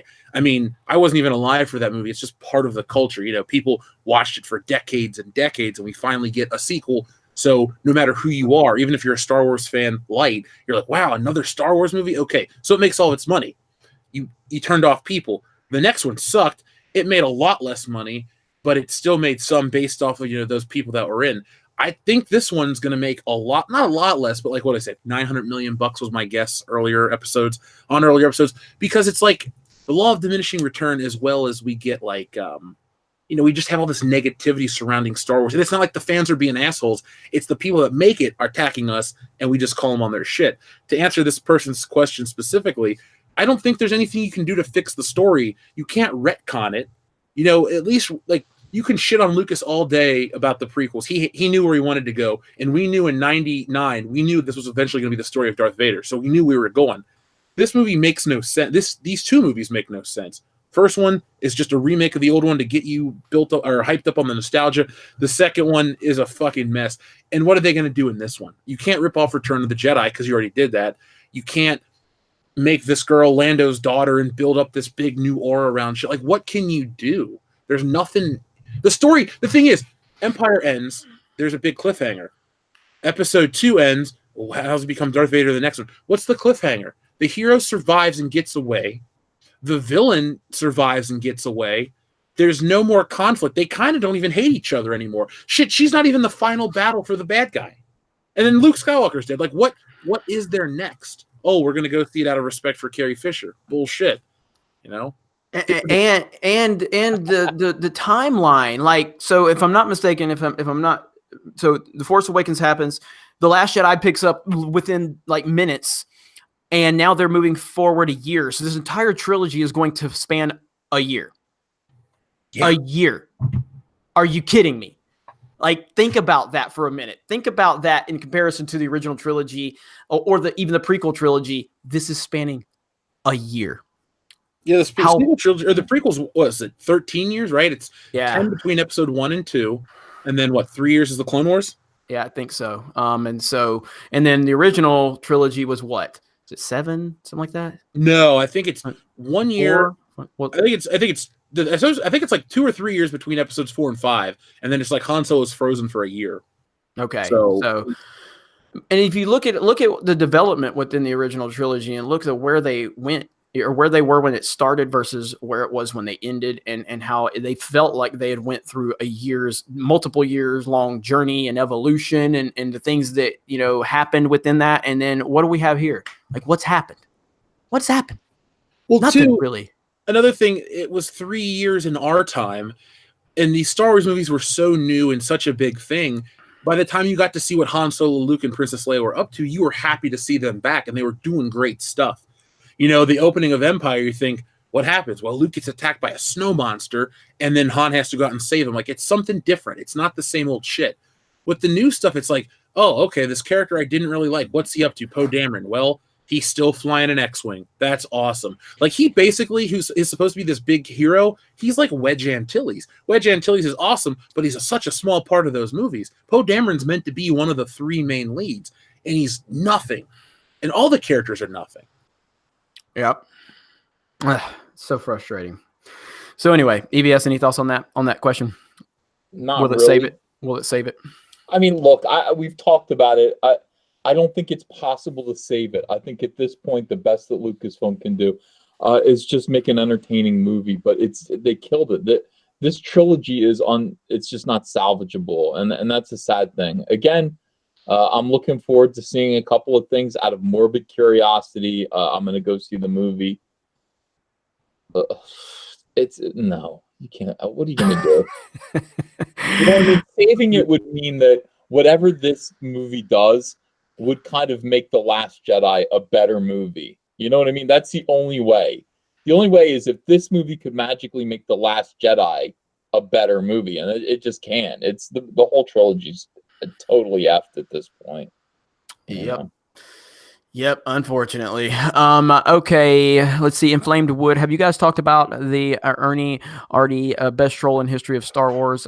His recent tweet and video is fantastic. We have talked about that a little bit. You know, EVS has made some videos on it, and he had some thoughts on that. I know that Sith Kryptonia made a video on it, so we did talk about that a little bit earlier in the show. And by the way, this, just so you know, if you're listening, this will not be publicly listed on the channel. It will be unlisted, but I will re-upload the entire High Council to my personal channel, which is D-Day Cobra, DDAYCOBRA. I'll upload the entire thing over there so you can watch it after the fact if you want. And I do that for algorithm purposes. It's not my decision. I would much rather leave this public and let everybody just rewatch it after the fact, but YouTube frowns upon that. So Diversity and Cecil, 29 days sober, takes a deep swig of Yoo-Hoo. Swig of Yoo-Hoo for Diversity and Cecil. So good to see you, Cecil. I know you sent me a link to one of your videos, and I'm going to be watching that, and Jeff even recommended me watching it. So if you guys have not subscribed to Diversity and Cecil, you should be doing that right now. Go Jerify, let Cecil in. I'm going to let Mecha Random in just a minute. And let's see, Comrade Commodore, it's been a while, bro hammer. 2 questions. If episode 9 loses money, what happens? If it breaks even, makes money, but has some reception, same reception as The Last Jedi, what happens in all of your opinions? Also, Brady sucks, he says. I'm not going to get into the sports aspect. Just because people stop watching. So if episode 9 loses money, what happens? I mean, if it loses money, which I don't think it's going to lose money. I don't think that in the same respect that I don't think it can fix the trilogy, I don't think it can lose money either. I think it's going to at least make its money back and probably a little profit just because.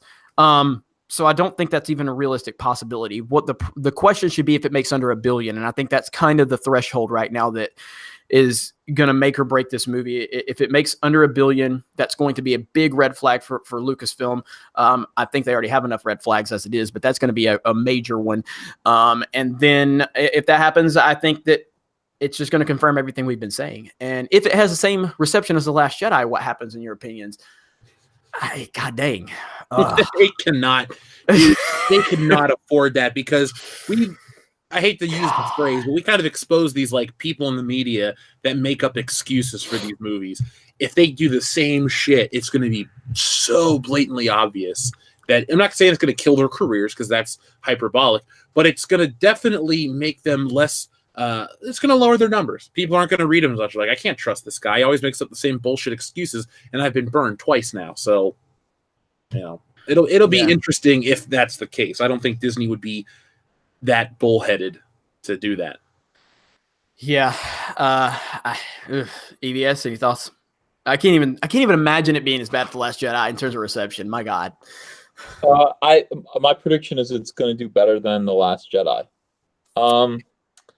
In terms of reception, but not box office, right? No. Not in terms of reception. In terms of box office. Really? You think so?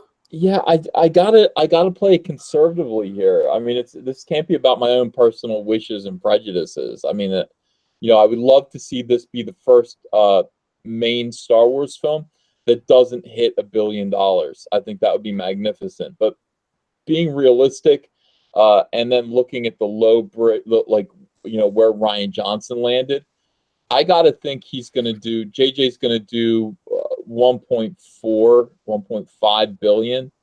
And it's JJ Abrams. I don't know. He's got so much more clout than Rian Johnson does. So it's going to be a relative failure. When Rian Johnson talks about the success of his Star Wars movie, he should be they should really throw him down a well for what his Star Wars movie did. Lucasfilm should be expecting $2.2 billion for every Star Wars movie they put out, because that's what The Force Awakens did. I would look at The Last Jedi as having lost $600 million rather than earned. What did it make? 1.4? 1.3. 1.3. Yeah. All right. So I would say, look, it lost $900 million. Not that because it should have made the same amount of. There's no reason why it shouldn't have made the same amount as The Force Awakens did. So that movie was a catastrophic failure. I do think that Episode 9 is going to do better than The Last Jedi. I just have a feeling there's going to be some curiosity about it. Oh, look, Mecha Random's here. Yep. Hello, everyone. How are you? I'm good. It's been a day. It's been a week. So thank you guys so much for having me on. Holy crap. No, it's our pleasure. And I know your channel has been getting a lot of attention. And this is what happens when people try to go after people that they are trying to slander, is they end up making them more successful. And so, oh yeah. Well, so congratulations on that. I mean, you're about to hit what, 19,000 subs now? It's weird. I woke up this morning and it was like at 18,000, and yeah, I don't know. Anytime people like have something to talk about, like drama or crazy stuff like this, it really blows up a channel. So yep. So that's a good thing. So kind of give us a quick kind of recap of everything. So this is all centered around Star Trek Discovery. and it was premiering. Was it season 2? Episode 1 premiered on YouTube for free. Yeah, so season 2 is back on Discovery, and Discovery, if you guys don't know, is kind of our version of The Last Jedi for Star Trek fans. It's really divisive. It's really causing a lot of us to kind of complain and rant and basically we're not too happy with a lot of us aren't too happy about it. I'm sure you've all heard people like Doomcock and Nerdrotic and Midnight's Edge, of course, going on about Discovery. A while back, I've had dealings with some little trolling groups, probably back in October, and I thought that they were gone, but it seems like they surfaced up again.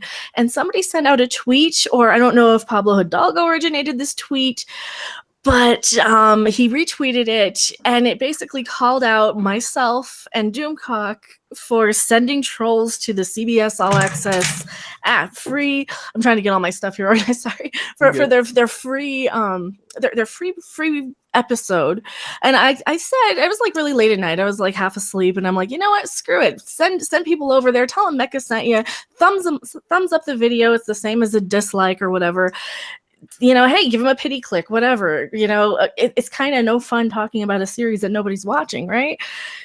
And I kind of felt bad because they're putting this out there for free. They don't tell anybody. And I'm like, well, I cover this all the time. And even I didn't know about this until like a day after the thing dropped for free on the internet. But yeah, because of that, Pablo Hidalgo ended up like retweeting this kind of attack and basically it says, enough is enough. Doomcock and Random Monkey, and we are hashtagged in it. They say, AKA Doom Penis and Mecha Trollface are sending their little trolls over to CBS All Access YouTube channel to dislike and spam the comments with hate. This has got to end. They're toxic idiots who get off on it. Hashtag We Are Starfleet. Hashtag Star Trek. Unbelievable. And I don't know why he would retweet this. And there's like a little song attached to it. I don't know why he would retweet this. I don't know if he originated it. I don't know if he knows somebody who originated it. But that was the first part of it. And then for some reason, people got into it on Facebook. So somebody like posted, and it actually came like the next attack came from the son of the actor who played the original Captain Pike on his Facebook page saying, let me see if I have this up here. It's this is the guy that also said that knock your teeth out or something. Yeah. Right? Oh yeah. His first thing is the worst hater is Star Trek. Pleaded post nasty comments on our YouTube page. Grr. So it's full of like misspellings and typos and stuff. He then goes and finds one of my videos and he does say, I hope your minions know martial arts. I know some things too, like knock your teeth out. Oh, not that I ever would, you pathetic sow. Just saying, heh heh heh. Like. You're pathetic. Wow. I know. It's crazy. What's wrong with these people? They all talk like supervillains. Like they are. All of these SJWs learn to talk by reading comic books. They all talk like Chris Claremont supervillains. All of them need to fall into a hole. I'm tired of it. And Pablo Hidalgo, I did see that he either wrote that or retweeted it. You know what has to end, you idiot? SJW bullshit in our hobbies has to end. You're wondering why you want the fans to shut up and just eat this? We don't want to eat it. Star Trek diversity is garbage, and Star Trek fans are going to rise up against it, and they're going to put it right down into its hole until they stop making this nonsense. It's going to happen again and again and again. And believe me, Star Wars fans can turn our attention to Star Trek diversity as well. I would like to go see Star Trek Discovery. I already don't like Star Trek. Don't get me started. I don't like Star Trek, and that was before SJW's got a hold of it. Wait until I look at the SJW version.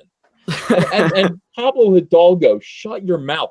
You were doing so good just sitting there being kind of funny, and I know that you're sitting there on Twitter burning up. I know that they told you at Lucasfilm to calm your tits, but dude, I know at this point you can't let something like this break you. You can't. We'll turn you into Chuck Wendig in a heartbeat, dude. You'll be the next Chuck Wendig. Yep. And Picking on girls. Mhm. yeah, it's unbelievable, and I just don't understand it. And by the way, I did talk to Doomcock. He couldn't make it tonight, but the invite was there for Doomcock to also make an appearance. So all the hail Doomcock comments. I tried to get our Lord and Savior on, and he was unavailable, but he will still be taking over the world in the very near future. So has there been any other developments in the story so far? Well, now I'm getting a whole bunch of comments of like, "Oh, I'm so sorry. A friend got a hold of my computer. It's not me. I was drinking.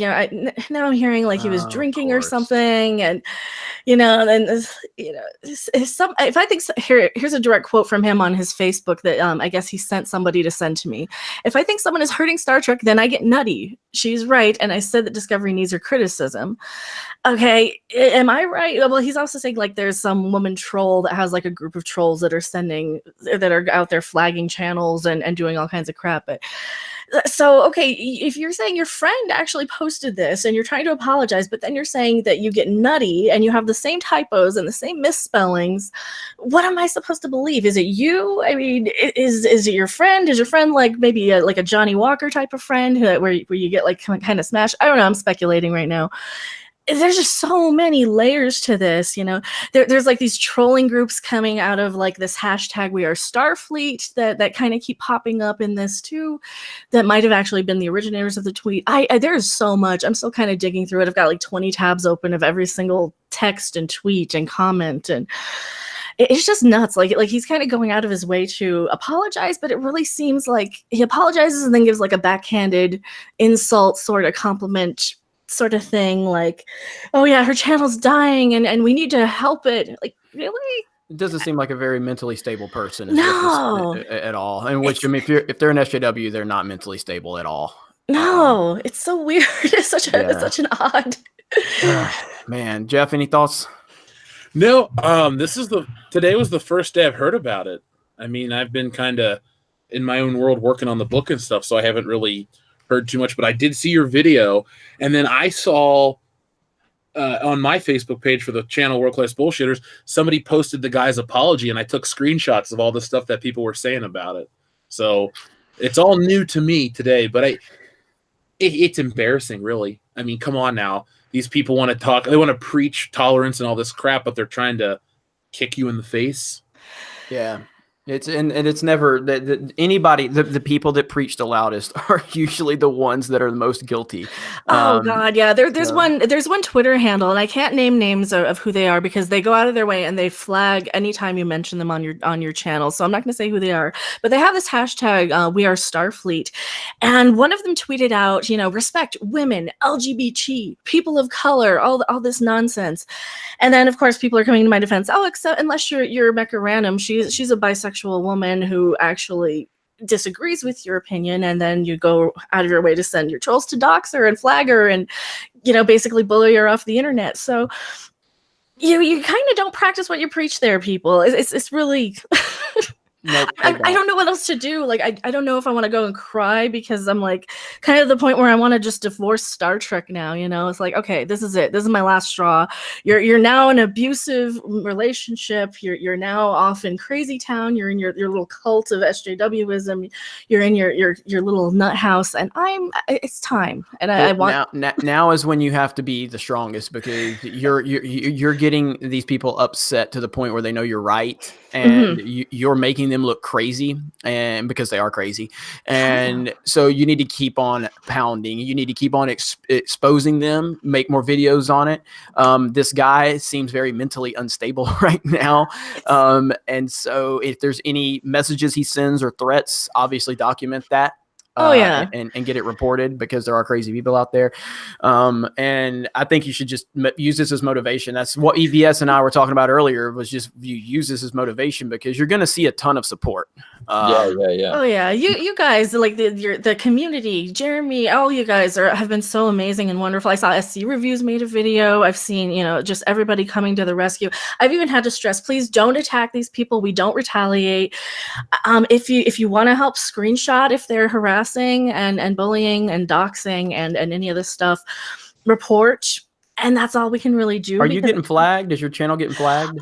Yes, I had one video basically where I complained about the attacks from these people. And then like the next day I made another video saying, okay, well, I got flagged because I used the screenshot of the Twitter basically, and I used one of the people on it. And he basically went through and found every single second that I mentioned him. And it's not Chris Hunter, it's another person completely. Like, there's so many people and layers involved in this. So he went and flagged that. Then he flagged the next video I made where I only showed a screenshot of my own channel, basically saying, okay, I can't show any actual proof of this, and this video is going to get edited or deleted. It is edited now, so hopefully that's going to clear up the YouTube community guideline flag for putting out public information or private information, even though it's on Twitter. But yeah, a lot of craziness. A lot of craziness. Pablo Hidalgo, where did your balls go? Where did they go?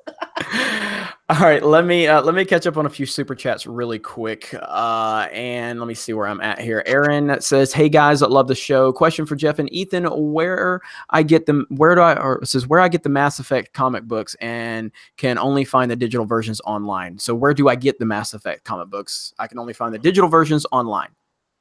Does it have a print release? Because the Injustice comic books were originally online only, I believe, and then eventually they got a print run and then like a trade paperback omnibus type of thing.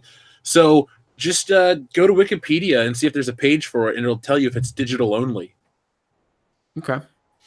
And Alejandro says, "I bought Rebirth Omnibus featuring 27 series issue number 1s for only $100 plus Identity Crisis for $20-ish at my local Comic-Con last year. Thoughts, EVS?" Yeah, I think it's a good deal. It's a great deal. Go read Crisis on Infinite Earths too. Great Loner, SJW Spider-Man is worthless trash. Don't I know it? I think it's talking about on Twitter. I think that's the character in Homecoming. No, there's a SJW Spider-Man account on Twitter that lives and breeds to hate EBS. This is only existence. It's hilarious. But it's actually gotten to the point where it's getting ridiculous. EBS, isn't it? I mean, it's going overboard with this person. Well, I don't know. I think everybody should be thinking about me 24/7. Narcissism. Heathen Breathing Fire. I still say you should go to Star Wars Celebration, cosplay as Kathleen Kennedy. Ethan as Ruin Johnson and Odin as Rose Tico would be hilarious. I don't know how many sports fans we have here, and it's not going to be a sports discussion per se, but Barstool Sports, which is a site and a brand that I very much enjoy. I'm a big fan of Barstool, and they are very, to an extent of how we're kind of against Lucasfilm, Barstool is against the NFL. They hate the NFL, and the NFL hates them back. And Barstool is a major brand, and Barstool has been banned from NFL events. Like, they took their press credentials away. So the founder of Barstool Sports snuck into the media day at Super Bowl for the Super Bowl yesterday. He snuck in. He put a disguise on, and he snuck in. He went in and did what he wanted to do. And eventually the NFL found out about it. They had like 12 guys escort him out of the building. It was hilarious. And so I retweeted it, and I said, this is going to be me at Star Wars Celebration. So that they're probably going to all be watching us, all because I have an opinion they don't like. You know what I mean? So I will not cosplay as Kathleen Kennedy, though. That's not going to happen. But I'm sure EVS would definitely. While Odin is Rose Tico, EVS should be cosplaying as Rose Tico. I can't look like Rose Tico. I would be right now with my magnificent beard. I'm prepared to be Ewan McGregor's Obi-Wan Kenobi. And let me tell you something. I can pull it off right now, fellas. I can pull it off. Yeah. Let's see. Brett Favre says it's SJW Spider ma'am. It's ma'am. Oh god, that guy. Jason Green. Hey Jeff, I'll be sending one last round to the PO box. It will include something for you, EVS, Jeremy, that Star Wars girl. Please pass them along when you meet up at Star Wars Celebration. You got it, dude. So sounds good. Go Jerify. Still don't get the L337 Lando sex. She has no orifices, but Lando does. I will say this.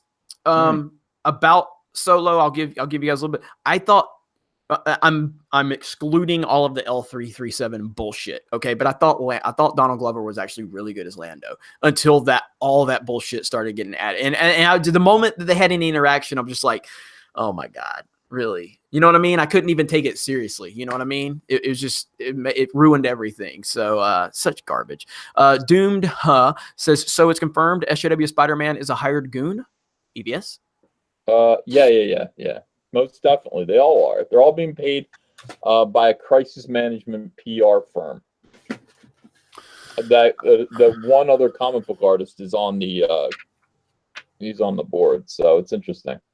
Okay. Air Kicks, Geeks and Gamers, can you tell everybody to check out Night Stalker by Jill Rivera on Indiegogo and IndieCron? It's awesome. Go Pats. Sorry, Star Wars 9. Hopefully, Star Wars 10 will be better. Go Fandom Menace. So, Night Stalker by Jill Rivera. Do you know who that is? Or Rivera. I'm sorry, Rivera. Jill Rivera. Yeah. You familiar with them? No. Okay. No. So Night Stalker, there's a plug right there from Air Kicks. So thank you very much. That's Night Stalker NIT. Oh, it's a Comicscape book. Yeah, of course I know Gil Rivera. Yeah. I'm sorry. Okay. Yeah. I was thinking of the Marvel Night Stalker book. Okay. So yeah, that's Night Stalker. Yeah, that's Night Stalker, NITE Stalker by Jill or Gil. Is it Gil or Jill? Is it Gil? It's got to be Gil. I'm combing my beautiful beard right now. TLJ Screwjob, World Class had a great MCU Spidey trashing last week. Your thoughts? Jer, as a non-comments guy, also thoughts on not using Mary Jane's name. # Uncle Ben representation. I'm not a non-comics guy as much as I don't read comics anymore. I read comics when I was growing up, but I just don't have time anymore. So let's see. Uncle E, your thoughts on MCU Spidey trashing last week from World Class? Did you watch that one? No, I didn't watch it, and I don't read or follow anything that's going on in comics right now. I don't read anything. I refuse to buy anything. I'm just not. I'm out. Just done. I'm reading Comicscape books. I'm reading what we're doing. I'm reading what these indie artists who are rising up, these indie creators to do their own thing. That's entirely where my interest is. I'm interested in letting amateur people shine. These amateur creators need a chance to shine. So I have no time. No time to read that filth. and especially as a YouTuber too, my gosh, it takes so much time when you're doing as many videos as we do. Zebulon Pike says Tom Brady equals the GOAT. Where are you watching Brady Bowl? I'm watching in Pensacola, Florida, and yes, I agree with you 100%. And anybody who says different doesn't know what they're talking about. Warrior Bortalk says JJ created Rey. Will he be able to fix her in episode 9? He can't. That's why I think episode 9 will fail. I don't know. I don't know. He can't fix her because she's unfixable because they've again, pretty much anything that happens in episode 9 to me is going to feel like retroactively addressing the problem when you should have had a plan from the beginning. So no. He doesn't think there's anything wrong with Rey, though. He doesn't think, like, he created her and she is exactly the way he wanted her to be. So there's nothing for him to fix in his own opinion. What were you saying, Jeff? I just said she's perfect. Why does she need to be fixed? Yeah, absolutely perfect. By the way, did you guys see the Bo Peep from Toy Story 4? No. I saw you uploaded a video, but I haven't had a chance to watch it. What's up? Yeah, Bo Peep is like Rey basically now. Like she's got her staff. She's badass. She's got a whole new outfit. I don't need no fucking man in my life. Like she's all badass now. We already have that. Why do we? It's so dumb. It's so dumb. Did Jesse hurt her that much by taking Woody away? I guess so. And of course, she's the one that turned on Woody in Toy Story 1. Don't think we forgot that, Bo Peep. When Buzz showed up, yeah, all of a sudden, ooh, there's a new shiny toy. And you forgot about old Woody. I haven't forgot, but no, yeah, this whole again, it's just a poster they released for Bo Peep, and it's just a teaser, but like it's completely like you got Woody and Buzz look the same exact way. Same exact thing, and you got Bo Peep coming out here looking like freaking Donatello from Ninja Turtles now. Like it's crazy, and so it to me it feels like they're going, with this strong, independent woman. She's probably gonna beat everybody's ass. So now you respect her though, don't you? Before Oh, you of course. No, of course. No, it didn't. No, you're right. You're right. You got me, EBS. You got me. Mhm. Respect women. All right. All right. Edward says, all your thoughts on Birds of Prey teaser, on the Birds of Prey teaser. Trash. I have not seen it. Anybody else seen it? Anybody else got thoughts? Nope. I saw the No. picture, and Suicide Squad sucked. So why would I watch this? Yeah, again, I don't really watch I don't watch trailers or anything unless it's going to be something I'm going to talk about on the channel. And I will, if I talk about Birds of Prey, I'm more than happy if I do a reaction or anything. It just hasn't been in my cycle of news. Random, have you seen it? Yeah, it looked kind of like a CW sort of TV Oof. show sort of thing. It looked Oof. very cheap. It looked Oof. very techno. I mean, we got to see Margot Robbie dressed as Harley Quinn a little bit, but that's You've seen it before. yeah. Mm. It looks really bad, real cringe. Yep. All right. TLJ Screwdriver. What's this I hear about Bendis effing over Soups? Is he pulling a Jake Skywalker or something? Don't tell me it's a one more day situation. I don't know anything about this. Do you guys know anything about this with Superman? I read I read Superman 1000, and then I tried to read some more of it, but I just said I tried to read it. I stopped. I don't know him personally, but I don't like Brian Michael Bendis' work at all. Like, he just draws everything out. He writes to sell graphic novel, trade paperback. So good for him. He's successful. But whenever he touches a character, I tend to not read it anymore. Okay. Any thoughts on that, EVS? You don't know anything about it because you're not reading current stuff. Well, listen, Bendis is Superman. Bendis was hired by Diane Nelson, who left DC Comics, might have been fired from DC Comics after the collapse of the Justice League movie. Bendis was hired at a ridiculous rate, given an amazing contract to be free to do 8, 9 comics, whatever it was, over at DC and take over Superman. And Bendis has always been a Marvel guy who pretty much saw his peak as a writer in 2007. Since then, he's been on the decline, writing annoying Joss Whedon-esque dialogue. It's annoying. Writing comics that, I don't know, take 12 issues for something to happen. A lot of dialogue. Heavy on cutesy dialogue. And yes, Superman sales initially were great, and they plummeted since he's been there. And I think that DC Comics wishes that, maybe my guess would be DC Comics would wish that Brian was not in control of the universe over there like he is. I think that's unfortunate. I think it is unfortunate. But again, I feel like the whole comic book industry is falling apart right now. So I guess it doesn't really matter. I mean, DC just fired their lettering department. I don't know what they're going to do. I have You no mean idea. they fired VC Joe's Carmanga or whatever it is, the one guy that does all the lettering for every book?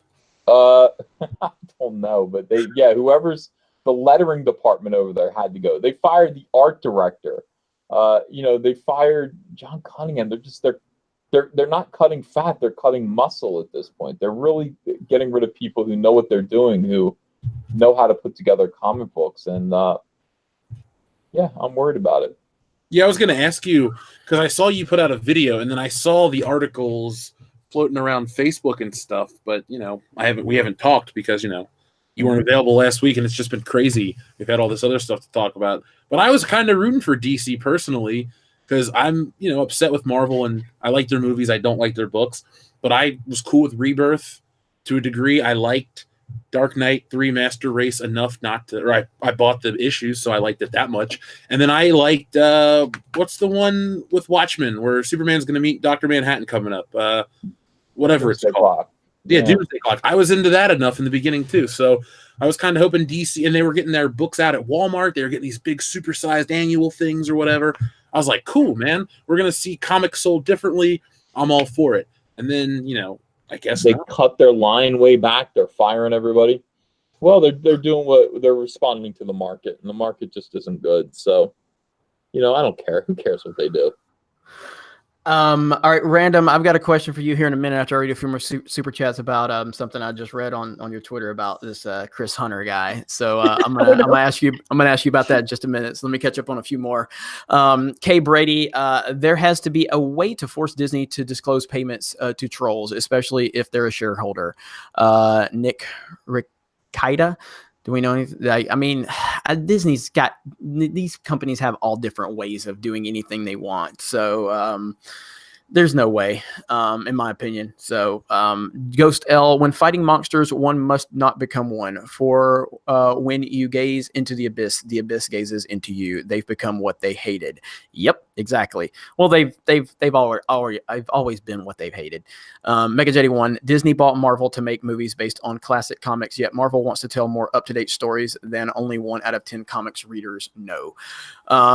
Yeah, let's see. Sexual harassment panda, who lives in the East 9th, the Willow Tree. Sexual harassment panda, who explains sexual harassment to you and me? Sexual what? You got to do the song. It's from South Park. I don't know this. I don't know that one. I don't know that episode then. So I haven't. Is that a newer episode? Oh, I don't. Oh. I always watch. I only watch bits and pieces of South Park. Like I watch like the Michael Jackson episode, the Wii episode, all the iconic episodes, but I don't watch it on a consistent basis. You know what I mean? So I'm not familiar with that one. I need to watch that one though. Oh, it's got to be like 3rd season or something. It was really if it was old. on Netflix, I would be binging it all the time. I would be binging it all the I time. think it's on Hulu though. Yeah. Yeah, see, it's on Hulu. I got Hulu once, and it's like I just didn't like Hulu. I didn't like the interface or anything like that. So, Dude, they've upped their game. They've got a really good. have they? This was years ago when I tried Hulu out. So I think I was I can't remember what it was, but if it's on there, I will probably get it just because I would love to watch it on the go. So, because the only thing I use cable for is ESPN. That's it. So, all right, or sports in general. So, sexual harassment panda says, don't say that. Don't touch there. Don't be nasty, says the silly bear. He's come to you, what's to tell you what's right and wrong. Sexual harassment panda. Well, I apologize for not knowing this song. We'll get EVS to sing it on another episode of the High Council. So, let's see. Vicron 4978 says, what about the Darth Bane trilogy? I have, let's see, I've listened to the first part of the Darth Bane trilogy on audiobook, and it was fantastic. I don't know if any of you guys have you? Mm-mm. All right.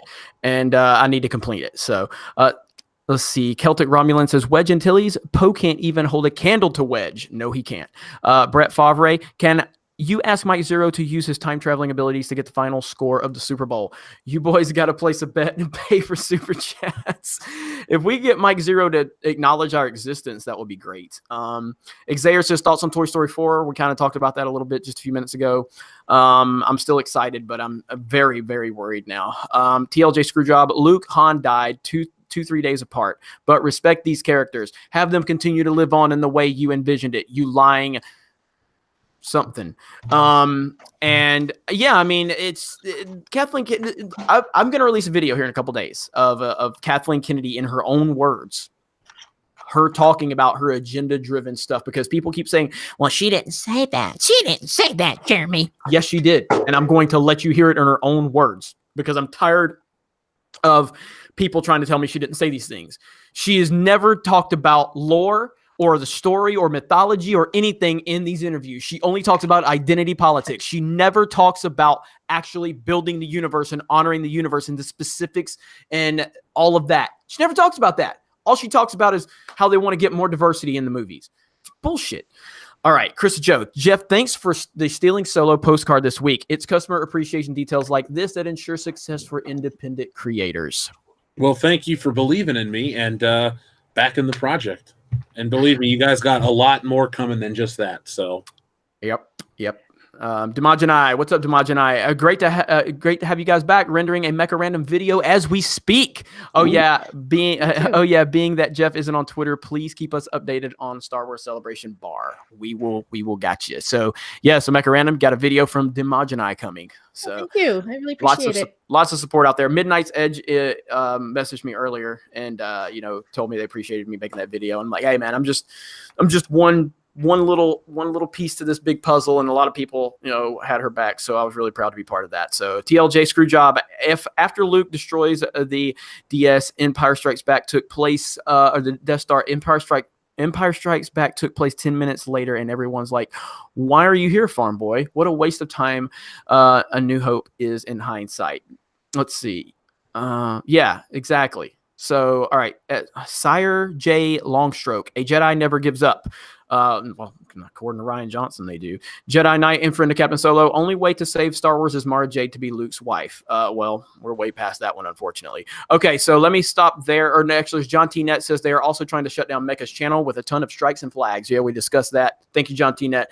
And Heathen Breathing Fire. SJWs need to be deported via airdrop to Iraq. All right, so that's going to be a stopping point. There's more that I'm going to get to. But, so, random. So there's this guy you were talking about earlier. This is the guy that's connected to his Chris Hunter. Who is he again? Okay, so Chris Hunter is the son of Jeffrey Hunter, who played the original Captain Pike on the pilot episode The Cage for Star Trek. It was unaired. They chopped up bits and pieces of it and reintroduced it. Now they have, Captain Pike as this big character in Star Trek Discovery.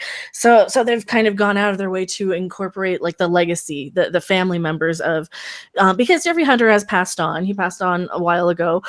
And so his son is kind of the representation of him in the Star Trek, like the conventions and the sort of legacy, like you would go to Adam Nimoy if you wanted any permissions and royalties and things for Leonard Nimoy. Okay, so he says here, I'm working with 2 of her friends now to preserve her channel. It's deteriorating fast. She's under attack. What the hell is he talking about?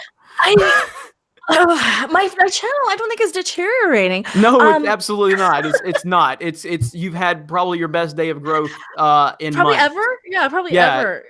So I mean, let me go. I'll go to Social Blade right now, and let's just see how bad your channel is deteriorating, as this guy who says he wants to knock your teeth out says. So to be fair, he has said that was his friend, and his friend was drinking and got a hold of his computer.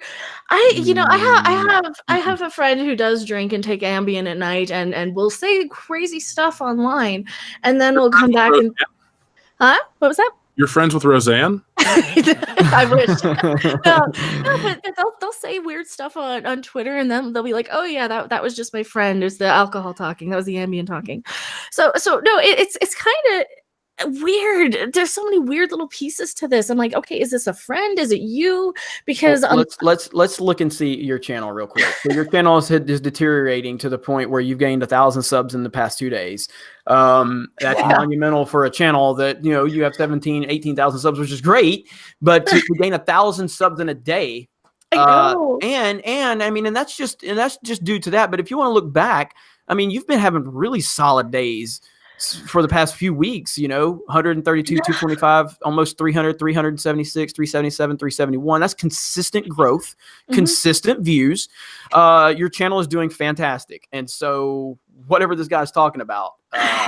Well, my biggest complaint was one of the Twitter people going and flagging a video that didn't even mention them, just to kind of screw up my traction, because I kind of view the analytics like a snowball, where you kind of have, you get like 2 or 3 or 4 videos up in a day, and it kind of snowballs, and you keep increasing your growth as long as you upload regularly. At least that's how I kind of see the algorithm. I don't know. That's what the quartering does. That's what you do. That's what, the good YouTubers do.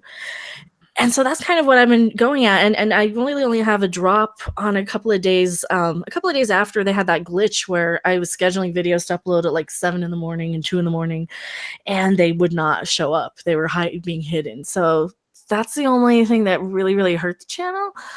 As far as like the trolls attacking me, I think it's probably for the best. I'm so mixed on this. Like on the one hand, I'm like, how dare you? But on the other hand, like, but all the publicity for this is like an opportunity, and lemons, right? You got to make lemonade. 100%. Well, I'm going to show you a very funny tweet that I received several days ago. I got to find it, but it's definitely one of the funniest ones. And my response, the timing of the tweet that this person sent me, like it couldn't have happened at a better time. I'm going to have to look and see. Now, has this guy backed off of you? Or is he still commenting about you? Because I know you don't have Facebook, but you're getting screenshots and stuff. Yeah. People are sending me all these screenshots. I guess he's talking to somebody who's been talking to me on Twitter and sending, and he's like, yeah, he says to say this. I think he's like going out of his way to apologize. It really, to me, sounds like he got caught doing something he shouldn't and now is trying to blame somebody. I don't know. He might have actually had a friend show up and get on his computer that he left up for some reason. The guy's like probably in his 60s. I believe I've heard he had some health issues or something. It's such an odd circumstance. Like, I'm still trying to piece together like the timelines of everything. He seems to go out of his way to like apologize and get on my channel and say, please, I'm sorry. But then at the same time, he'll say something like, if I think someone is hurting Star Trek, then I get nutty. Like, well, okay, so are you admitting you said it or did you not say it? Like, why would you say you get nutty if you think somebody's hurting Star Trek? And a lot of that kind of stems, I think he got involved when I said maybe Discovery's canceled from a tweet that the current actor who plays Captain Pike posted. And I'm like, okay, I don't know what this means. Is this speculative? They're saying, 2 unemployed actors will act for food, #unemployment. So you got the guy who plays new Spock and the guy who plays new Pike out there saying they're unemployed. What does this mean? And so that's when like he got involved, because I guess he took it personally. Then like saying maybe the show's canceled. There's just so many different layers. Definitely. Well, let me show you. Well, the tweet that I responded to is deleted conveniently now, but I'm going to show you. So this person said, you talking to me, said your channel is dying. You're losing viewers every single day. And so my response was this right here.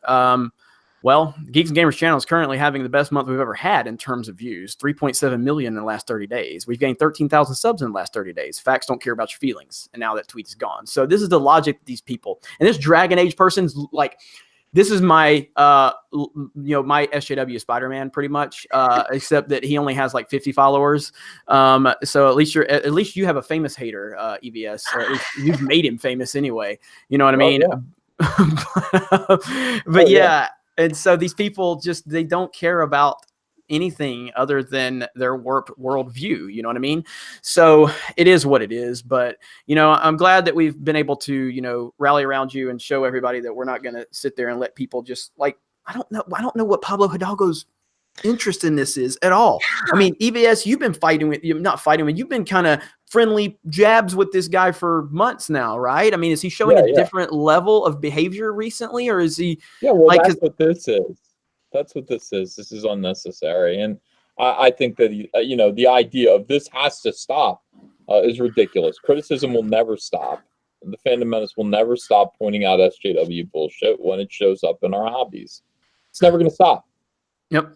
That's right. It's right. And you just it's part of it. You know what I mean? And so let me catch up on a few more super chats, and then I'm going to make there's another topic I want to talk about. Mega Jetty 1, last one, please join my live stream on Thursday, 5 p.m. Eastern. Go to Mega Jetty's channel, 5 p.m. Eastern on Thursday for his live stream. The Grand Inquisitor, he'll have a hard time doing martial arts with that sucking chest wound. Just saying. Trencher 1375 at Mega Random's channel looks interesting. Subbed. Oh, thank you. There you go. Tim Collins, Ethan Van, let's see, he said Snyder. You should put on your wig and sing We're Not Gonna Take It. Oh, yeah. I didn't see this. Did you do a live stream with the wig? Because I saw the thumbnail. Is that what you did? Was it a live stream?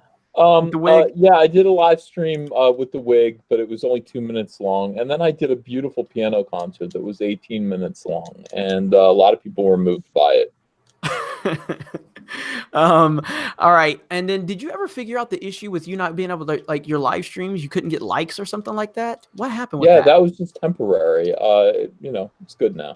Okay. All right. Good deal. Stone Cold Jeremy. Hey, Mecha Random. Keep doing what you're doing, speaking the truth. We, the fans, love and support you. Well, thank you. Go Jerry5, Mecha Random. If Chewie and Spock were in a shower, who would soap who first? I imagine Chewbacca would be like washing your doggy or something, so I'd have to go Chewbacca. I love the persistency of Gojirify. He's like, fuck, if Jeremy ain't gonna answer me, I'll just ask somebody else. Midnight's Edge After Dark. What's up, Midnight's Edge? Don't give up, Mecca. You know we got your back. Yeah, and also I am over on Midnight's Edge After Dark every pretty much every night, every live stream. We go live all the time. We do podcasts and stuff, and so please check me out over there if you do like me here or on my channel. Okay. Creepy little book. SJW Spidey shaves his vag with Gillette razors. That's a little too much of insider information for me. Cyron Jag, hey all, please go to my Twitter page for @Cyron_J and like my pinned tweet. I am trying to get Gen Con to name their new dragon mascot Hambly. I don't think that's going to happen. Didn't they is he still banned from Gen Con along with the other guy? Last I heard he was. The quartering? Yeah, he's still banned. So, cowards. Yeah, ridiculous. Creepy little book. Love your work, Mecca. Love. Keep up the good fight. Let's see. Jaeger Bomb. What do you all think will be the breaking point that will give the entertainment, comics, and games industry the hint that we don't like SJW politics? Now, that's a good question.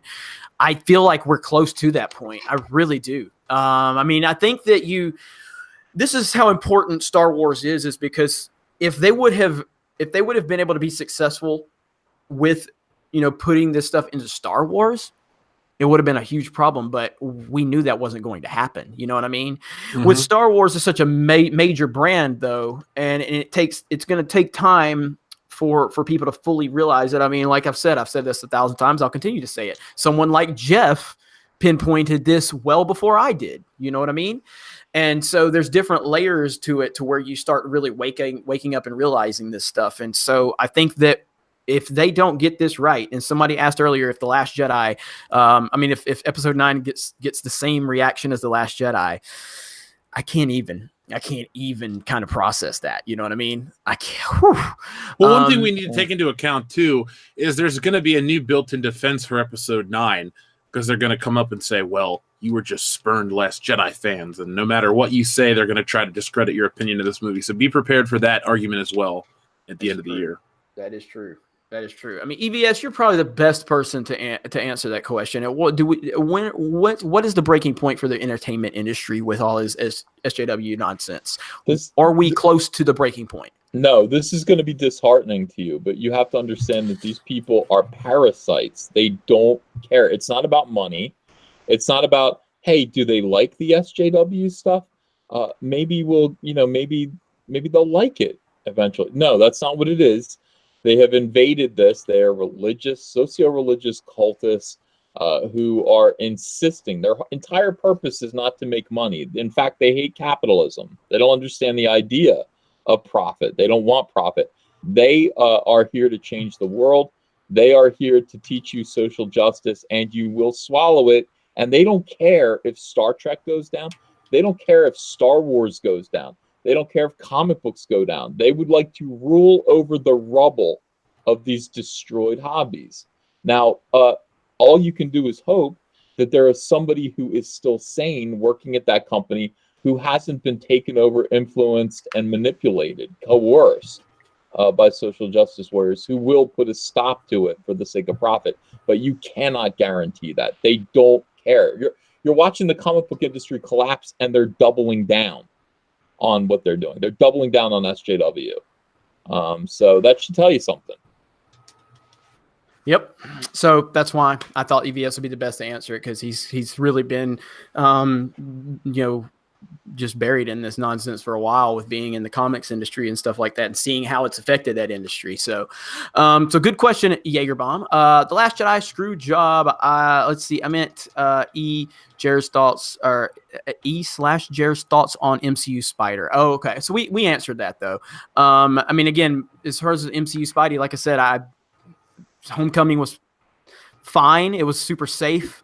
I think Tom Holland is fantastic as Peter Parker and Spider-Man, but the world he's in, I kind of feel like me and Jeff are pretty similar on that. Obviously, Jeff is a more knowledgeable Spider-Man fan than I am, but mine and Jeff's thoughts on Spider-Man and on the big screen, pretty close. I don't think we disagree at all, do we, Jeff? I hated The Amazing Spider-Man. I love Spider-Man 1 and 2. I don't like 3, but I don't think 3 is a a universe breaker. It's just not as good as it needs to be.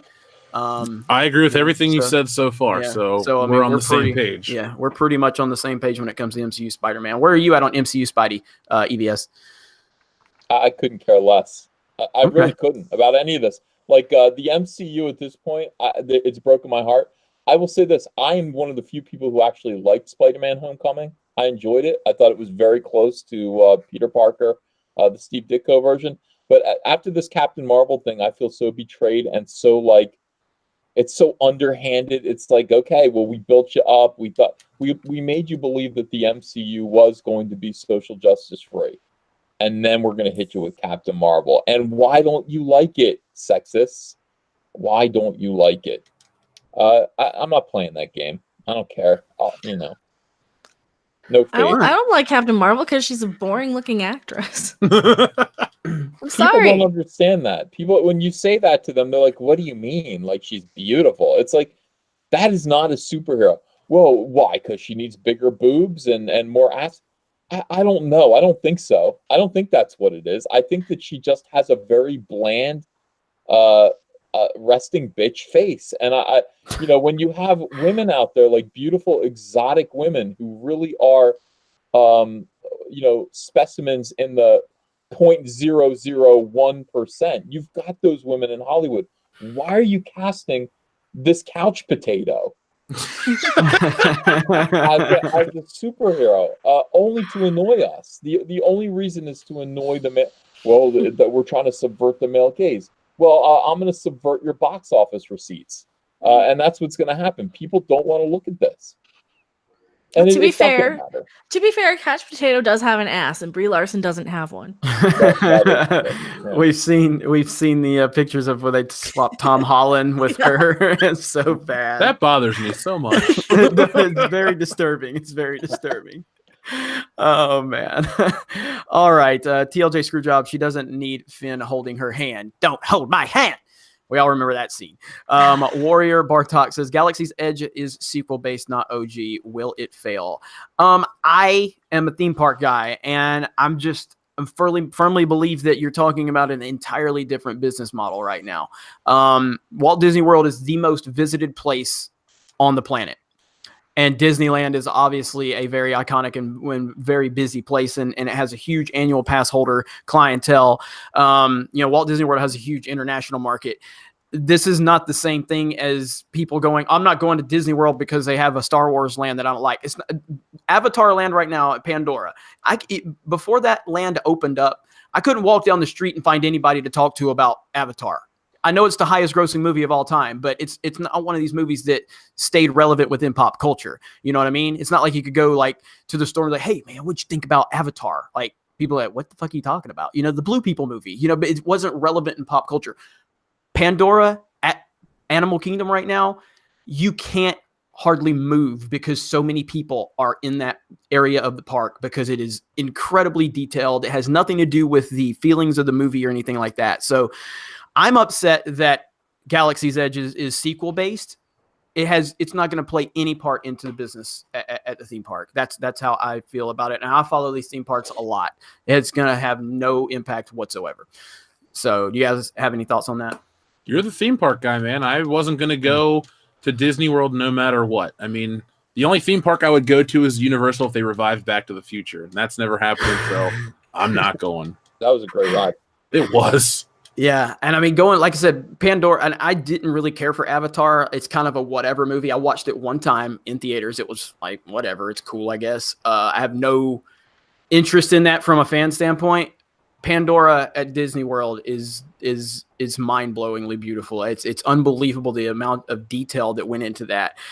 So Star Wars land is going to be successful because it's already part of something that's enormously successful at these theme parks. It's just not going to have any impact whatsoever, and they know that. Do you think they'll start saying, well, Star Wars Galaxy's Edge or whatever brought in so much money, and they'll try to use that in articles to defend whatever Episode 9 would do? I mean, they can do that, but I mean, Galaxy's Edge is part of Hollywood Studios, so it's part of a bigger theme park, and they just opened up the Toy Story Land division of that theme park. So park attendance will obviously skyrocket. There's no doubt about that. But it's a very, like, that's going to be some really interesting numbers they're going to have to move around to try to create that narrative, which they probably will if they can. But I just think it's such a different aspect of what we're dealing with here. I think that looking at the toy sales, looking at the movies, looking at the ratings for, Star Wars Resistance, things like that, that is directly impacting and directly tied to how the fans feel about what's going on. I think that it theme park wise, like Ivan, I was there a few weeks ago and Ivan was there. Ivan made a tweet and he I can't remember exactly what he said on the tweet, but he called me. He was like, dude, he said, I'm over here watching, like it was some kind of Jedi training. And he was talking about how they were actually talking, like they had a bunch of, kids from the audience with Jedi robes, and they're talking about the Force. And they're talking about being a Jedi. They're talking about all of the things that are actually relevant within Star Wars. And he's like, it doesn't even feel like it doesn't feel like the people that are running Lucasfilm now have anything to do with what's going on with Star Wars in these parks. This feels like they know what Star Wars is meant to be and what it's about. And they're actually teaching kids about being a Jedi and the Force and doing lightsaber battles and teaching them how to fight and stuff like that. And it's just a whole different ball game. It's completely different. So if the people that are running the Star Wars divisions in the parks, maybe they could actually do something with the sequel trilogy and make it relevant. So it'll be interesting to see how it plays out. They've given a lot of prequel love to the parks. The parks have given a lot of prequel love. I've seen a lot of prequel elements now. Everything's torn up now because of rebuilding, but we'll see how it goes. They kind of have to, though, because I mean, if you want to sell lightsabers and Jedi and all that crap, you can't. There's one Jedi. There's two. There's Luke and Obi-Wan in the original ones, and not everyone can be Luke Skywalker. You know what I'm saying? So the prequels lend themselves to a much broader Jedi influence. Yeah, and it's again, man. I don't think Kathleen Kennedy.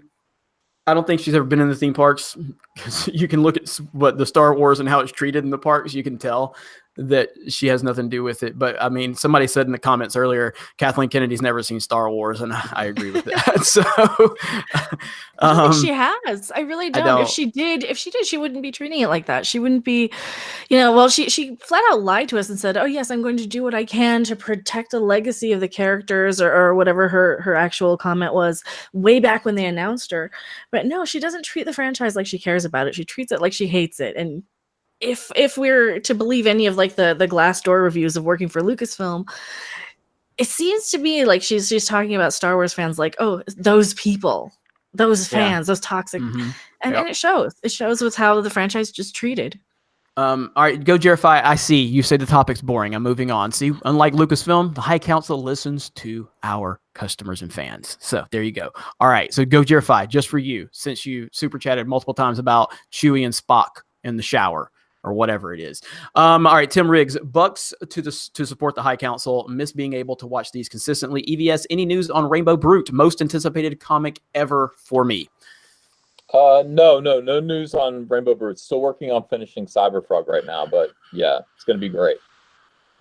Let's see. All right, so there you go. TLJ Screwjob. People in the chat say Soups and Lois are splitting up.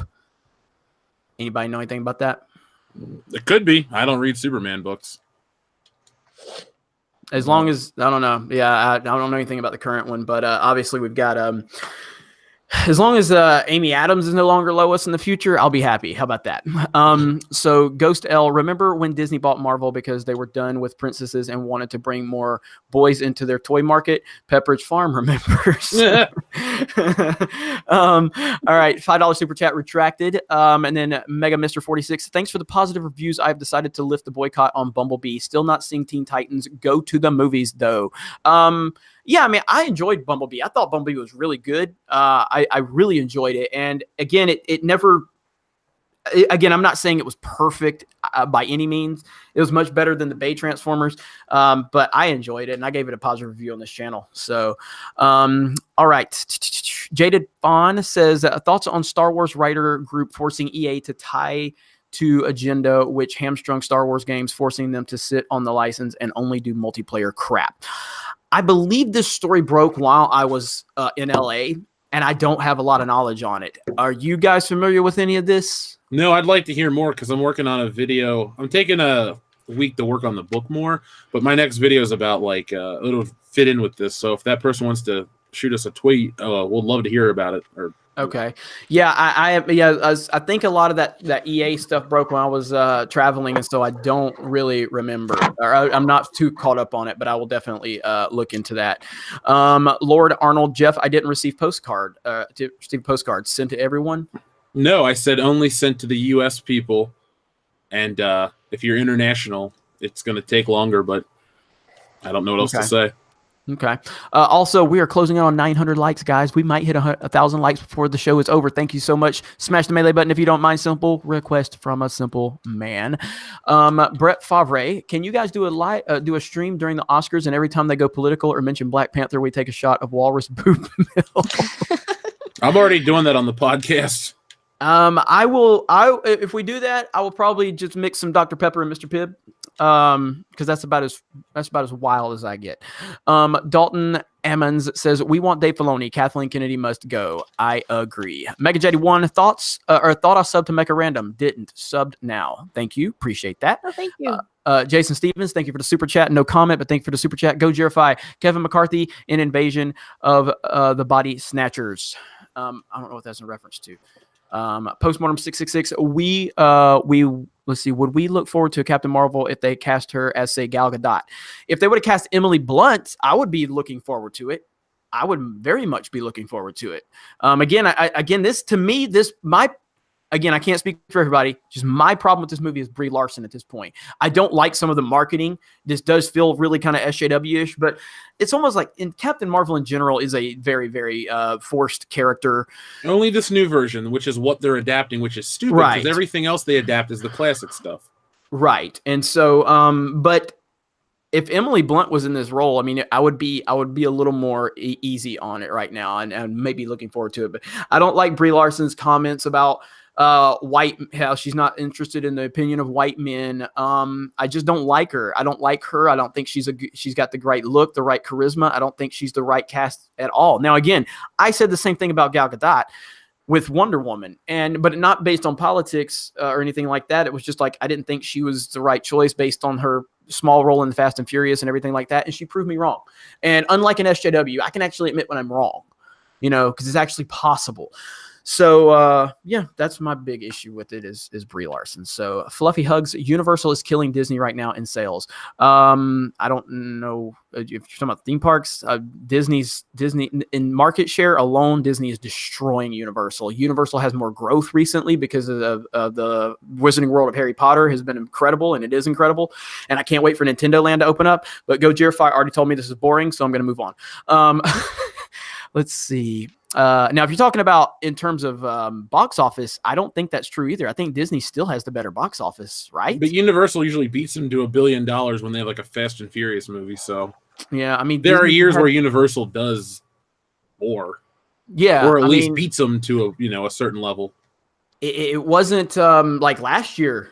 Because Infinity War came out last year, and that did $2 billion alone, and Black Panther. So there's no way that Disney lost last year. And this year, it just started. So I don't know specifically what you're in reference to, whether that's theme parks, whether that's box office. I'm not sure. Could be home video sales. Yeah, that's true. But not really, because, I would imagine Black Panther and Infinity War are still tearing that up. You know what I mean? Yeah, but those are doing great, but they're new. Maybe it could be in reference to, I don't know, back catalog. Universal's got a much richer back catalog than... Because Disney has the Vault system, or used to at least, and that was always dumb and weird. Universal has a lot more movies than people realize. Plus, they have a big TV division. Yeah. Let's see. Where are we at? Ty Timmons. Something interesting I've come to understand is SJWs are incredibly unoriginal, and they always have to hijack someone else's work to feel important. This is true. This is very true. Let's see. John T. Net. Thank you for the super chat, John T. Net. On GE, I'm a VIP at Disney in Asia. Been to Orlando many times. Apparently, there is a 2,000 plus long wait list in China alone for GE's hotel, supposedly in the fall. P.S. Pandora is amazing. Jerry, you need to live stream the outdoor night tent hotel. Yeah, I mean, I will be going back down to Orlando at some point soon. And I want to go to Universal because I definitely want to check Universal out because of the Nintendo area, because they're building a mother effing Mario Kart track. So I will live there. I will literally live there. I will sleep Will you still outside. lose? No, I will not lose. And they're spelling it with a freaking K. I will literally lay outside on the front gate, drinking Yoo-hoo, waking up with my belly hanging over to the side every day just so I can go play this live action Mario Kart. And it will be the greatest thing ever. And there's nothing that nobody can do to stop me. All right. I mean, Sorry. there is. How are they like gonna adjust for like the blue shells and I the don't know. mushrooms and God, that They looks just so turn fun, your though. card off. It's going to be amazing, though. It's going to be amazing. And just so everybody knows, I am going to be bringing more gaming videos to this channel. It is Geeks and Gamers after all. So I will be bringing more video game stuff, mainly Nintendo stuff, to the channel. And then we'll see what else is out there for me to talk about. We are almost at 1,000 likes. Smash the melee button. Okay. Where are we at? Samuel Aragon, the SJWs want us to abdicate our penny. I don't know what you tried to say, but you put PENI period through media. So I don't know exactly what you're trying to say, Samuel. But I'm sure this typo. I'm sure you meant to say something I'm not going to repeat because I don't know how YouTube's going to treat that, because YouTube's cracking down on all this crap. We got to watch it. Go Jerify. Kathleen Kennedy treated Star Wars like Al Roker treated the West Wing. Oh man, James Jameson, Lucasfilm sucks. We get it. Well, thank you for getting it. But apparently Lucasfilm hasn't gotten it yet. So we're going to continue to speak as loud as we can, and we appreciate the support. Brian from the Rebellion, thanks for liking my Jesse lightsaber fencing video, Jeremy. You're welcome, sir. Let's see. Nick Rutsis, Kevin Hart should crash the Oscars with a GoPro, cut a deal with Facebook, and give the profit to St. Jude's. Make the SJWs look like world-class turds if they gripe. Well, they're already world-class turds. So Craft75, love y'all. I love Bumblebee. Hated the Bay movies. It hit me in the feels. I'm like you, Jeremy. I have a daughter, and this movie it got to me. Nice. It is a great movie. I very much enjoyed it. Brian from the Rebellion, breaking Jeremy to move to Orlando for Mario Kart. I like that. Okay, so I'm caught up on super chats now. So there was another topic I wanted to talk about, and I can't even remember what it was because I read so many super chats. I'm trying to remember now. Was there any other topics that we wanted to touch on that we have not discussed yet tonight, guys? EBS is eating pie right now. Are you eating pie, EBS? No, I'm like I'm drawing. I don't eat. I haven't eaten pie in a while. How long? Are you longer? Have you gone sober longer than Cecil? No, same amount. All Same right. amount. New All Year's. Yeah. I was just checking because, I mean, there's a lot of concern there on that end. I So, understand. I understand how people feel. Don't worry. well, I mean, that's the first thing we all think of is, is EVS eating pie when he's quiet. So, No, and I'm not eating any pie. I'm not. Don't worry. are you going to make it all the way to Celebration Yes. with no pie? Yes. I don't know about that. I don't know. Yeah. The chat, do you think he can make it? Yes or no? Do you think EVS can make it all the way to Celebration in April without no pie? I have can't. to. Yeah, I doubt it. It's Well, not you gonna know what? happen. I take it back. I believe in Ethan. Thank you. can do Well, it. you know what? They believed in Harvey Dent too in The Dark Knight. You see how that went, okay? So the I chat. prefer Batman 89 myself. I'll choose to believe in Ethan. So you were looking for the Lando Harvey Dent, right? Well, the So- thing is, I was 6 months old when that movie came out, so I grew up on Batman the Animated Series. I didn't even realize that he was supposed to be Harvey Dent. I just watched that movie when I was really little for like Batman and the Joker. Let's see. Hang on.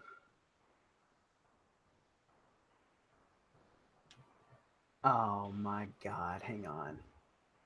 Uh-oh, we got a technical issue, folks. No.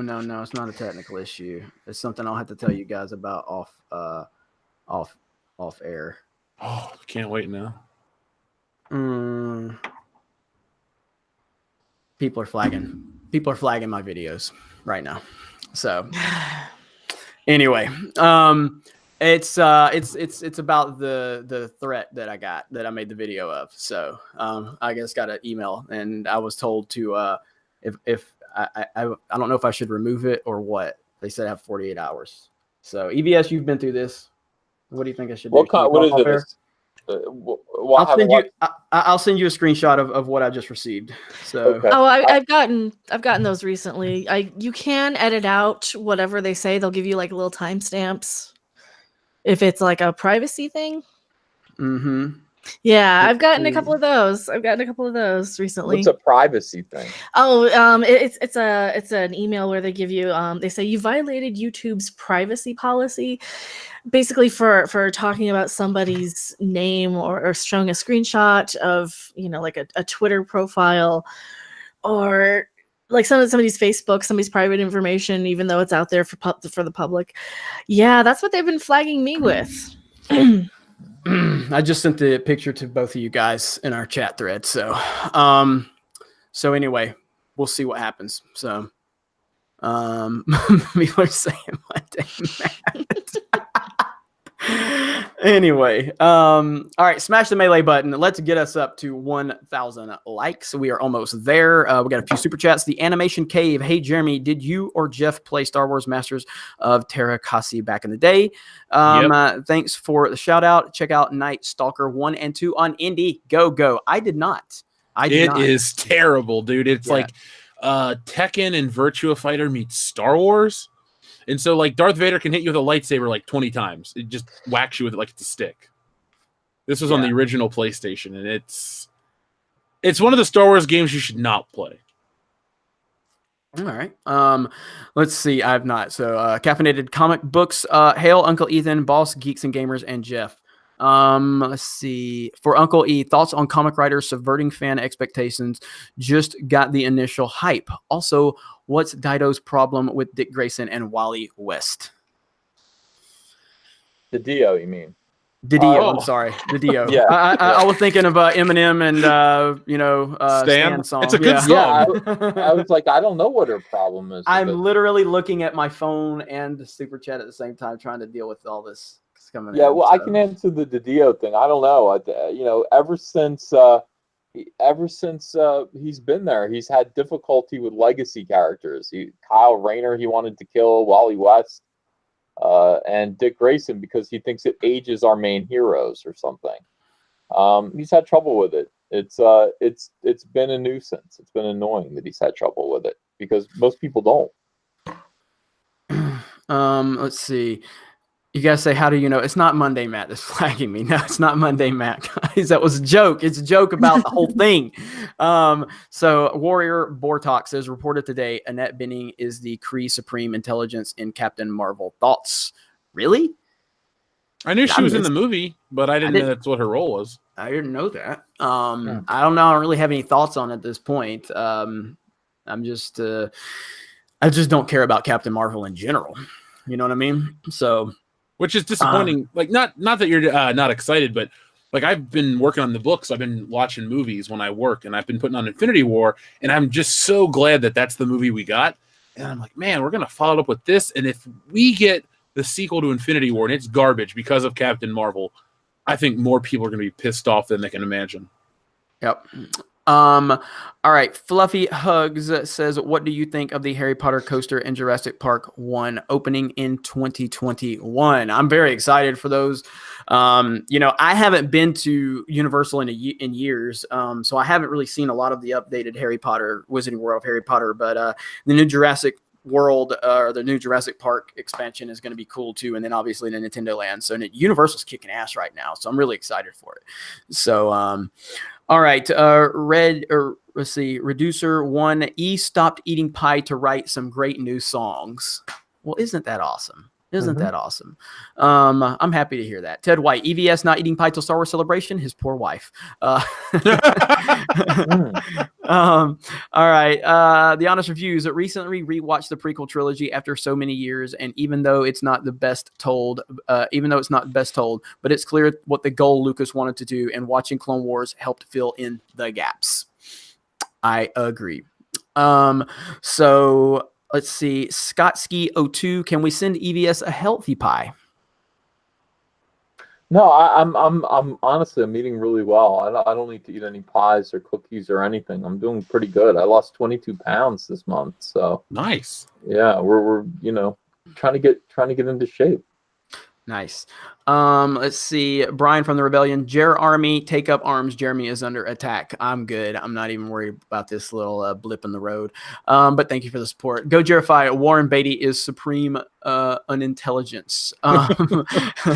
Jeff Myers. Any insight on Dido? Is it Diet? How do you say that? The Dio can't put fans' customers' preferences over his own as far as legacy characters go. It's just crazy. So any insight on that, guys?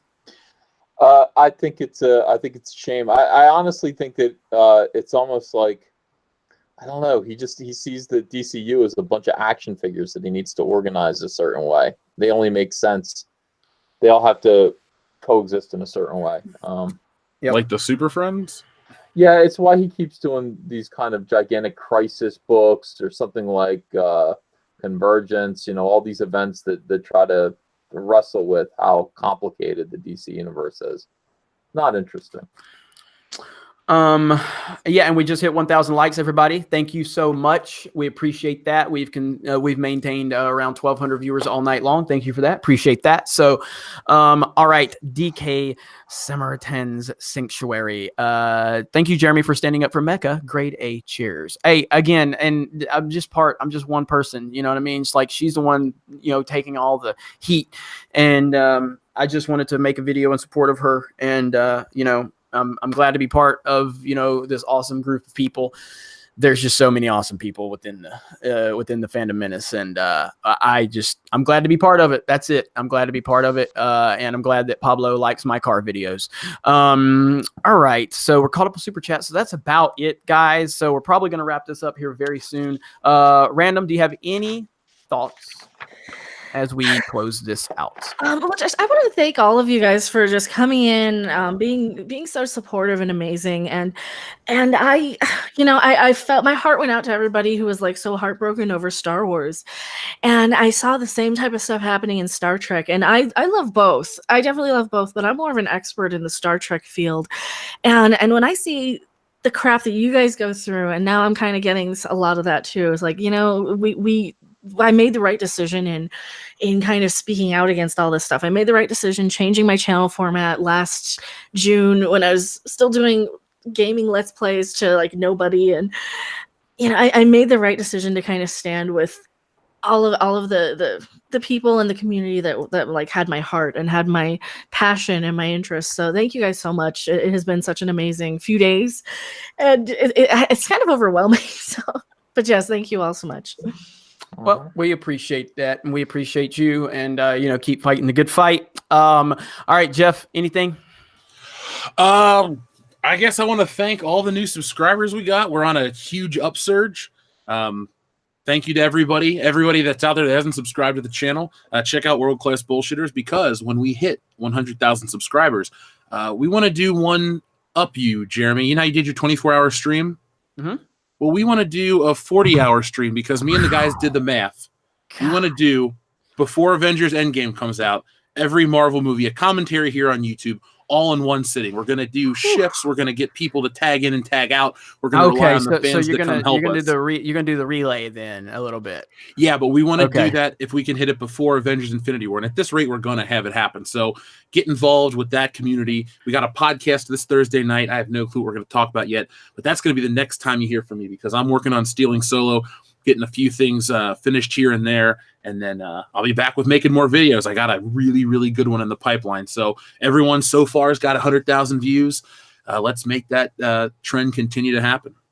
That's it, man. And like I said, with you're closing in on 85, 90,000 subs. EVS is at 95,000, closing in on 100,000. I'm so proud of you guys, and I'm really happy to see all the success. And it just shows how supportive everybody is of what we're doing and what we continue to do, and that makes it so much easier to deal with the little bit of resistance we get. But EVS, what you got?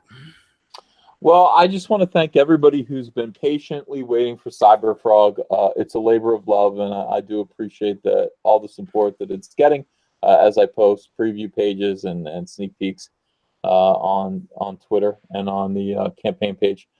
Thanks to everyone for being supportive of Mecha Random. It's very important that this community stand behind her, protect her, not allow her to be bullied from the internet. We can't let that happen again. Not to anyone who associates themselves with the Fandom Menace. So, and I know this. I know that like you guys are not going to let that happen. So, appreciate it. All right, guys. So again, it's been good to be back on the High Council. I will not be here next week. I apologize. I will be in Atlanta. I will be editing with Ivan on this project that I was out in LA, this music video that we're working on. And so I've got to invest all of my time into that. So I won't be here. But where are we at next week? Ethan. With me. Ethan? Okay, so be on Ethan. I'll be ready to go. Yeah, so we'll be on EVS's channel. Again, this video will not be publicly listed on the Geeks and Gamers channel. It will be unlisted, so if you have the link, you can still go back and listen, but I will download it, and I will upload it to my D-Day Cobra channel. That is DDAYCOBRA. That's my personal channel. And again, thank you for all the support. Oh, we got a couple super chats. Aaron says, EVS, have you had rhubarb pie? Hashtag resist the soy. No, I've never tried it. Never have. Matt Becker says, tell us how you pooped yourself on the train. That wasn't me. That was another comic book artist who pooped his pants on the train after eating too many ballpark hot dogs. Decided his big plan was to run off the train because there was a sporting goods store at this one stop. Ran into the sporting goods store, tried to buy a pair of sweatpants, bought them real quick with still poop in his pants. Ran back onto the train. It started moving. He went into the bathroom, and he opened up the bag, took out what he thought were sweatpants. Turns out he bought a sweatshirt instead. So that's the story. Good stuff. Good stuff. Well, again, thank you, everybody. And then Mecha Random, thanks again for joining us and, giving us a little bit of insight on what you've been dealing with. So. Oh, thank you so much. Thank you for being here. Yeah, no problem. Well, you guys have a great night. Thank you for the support. Smash the melee button, share the video, subscribe to all of the channels within the Fandom Menace, and we will see you again next week over on Comic Artist Pro Secrets. Good night.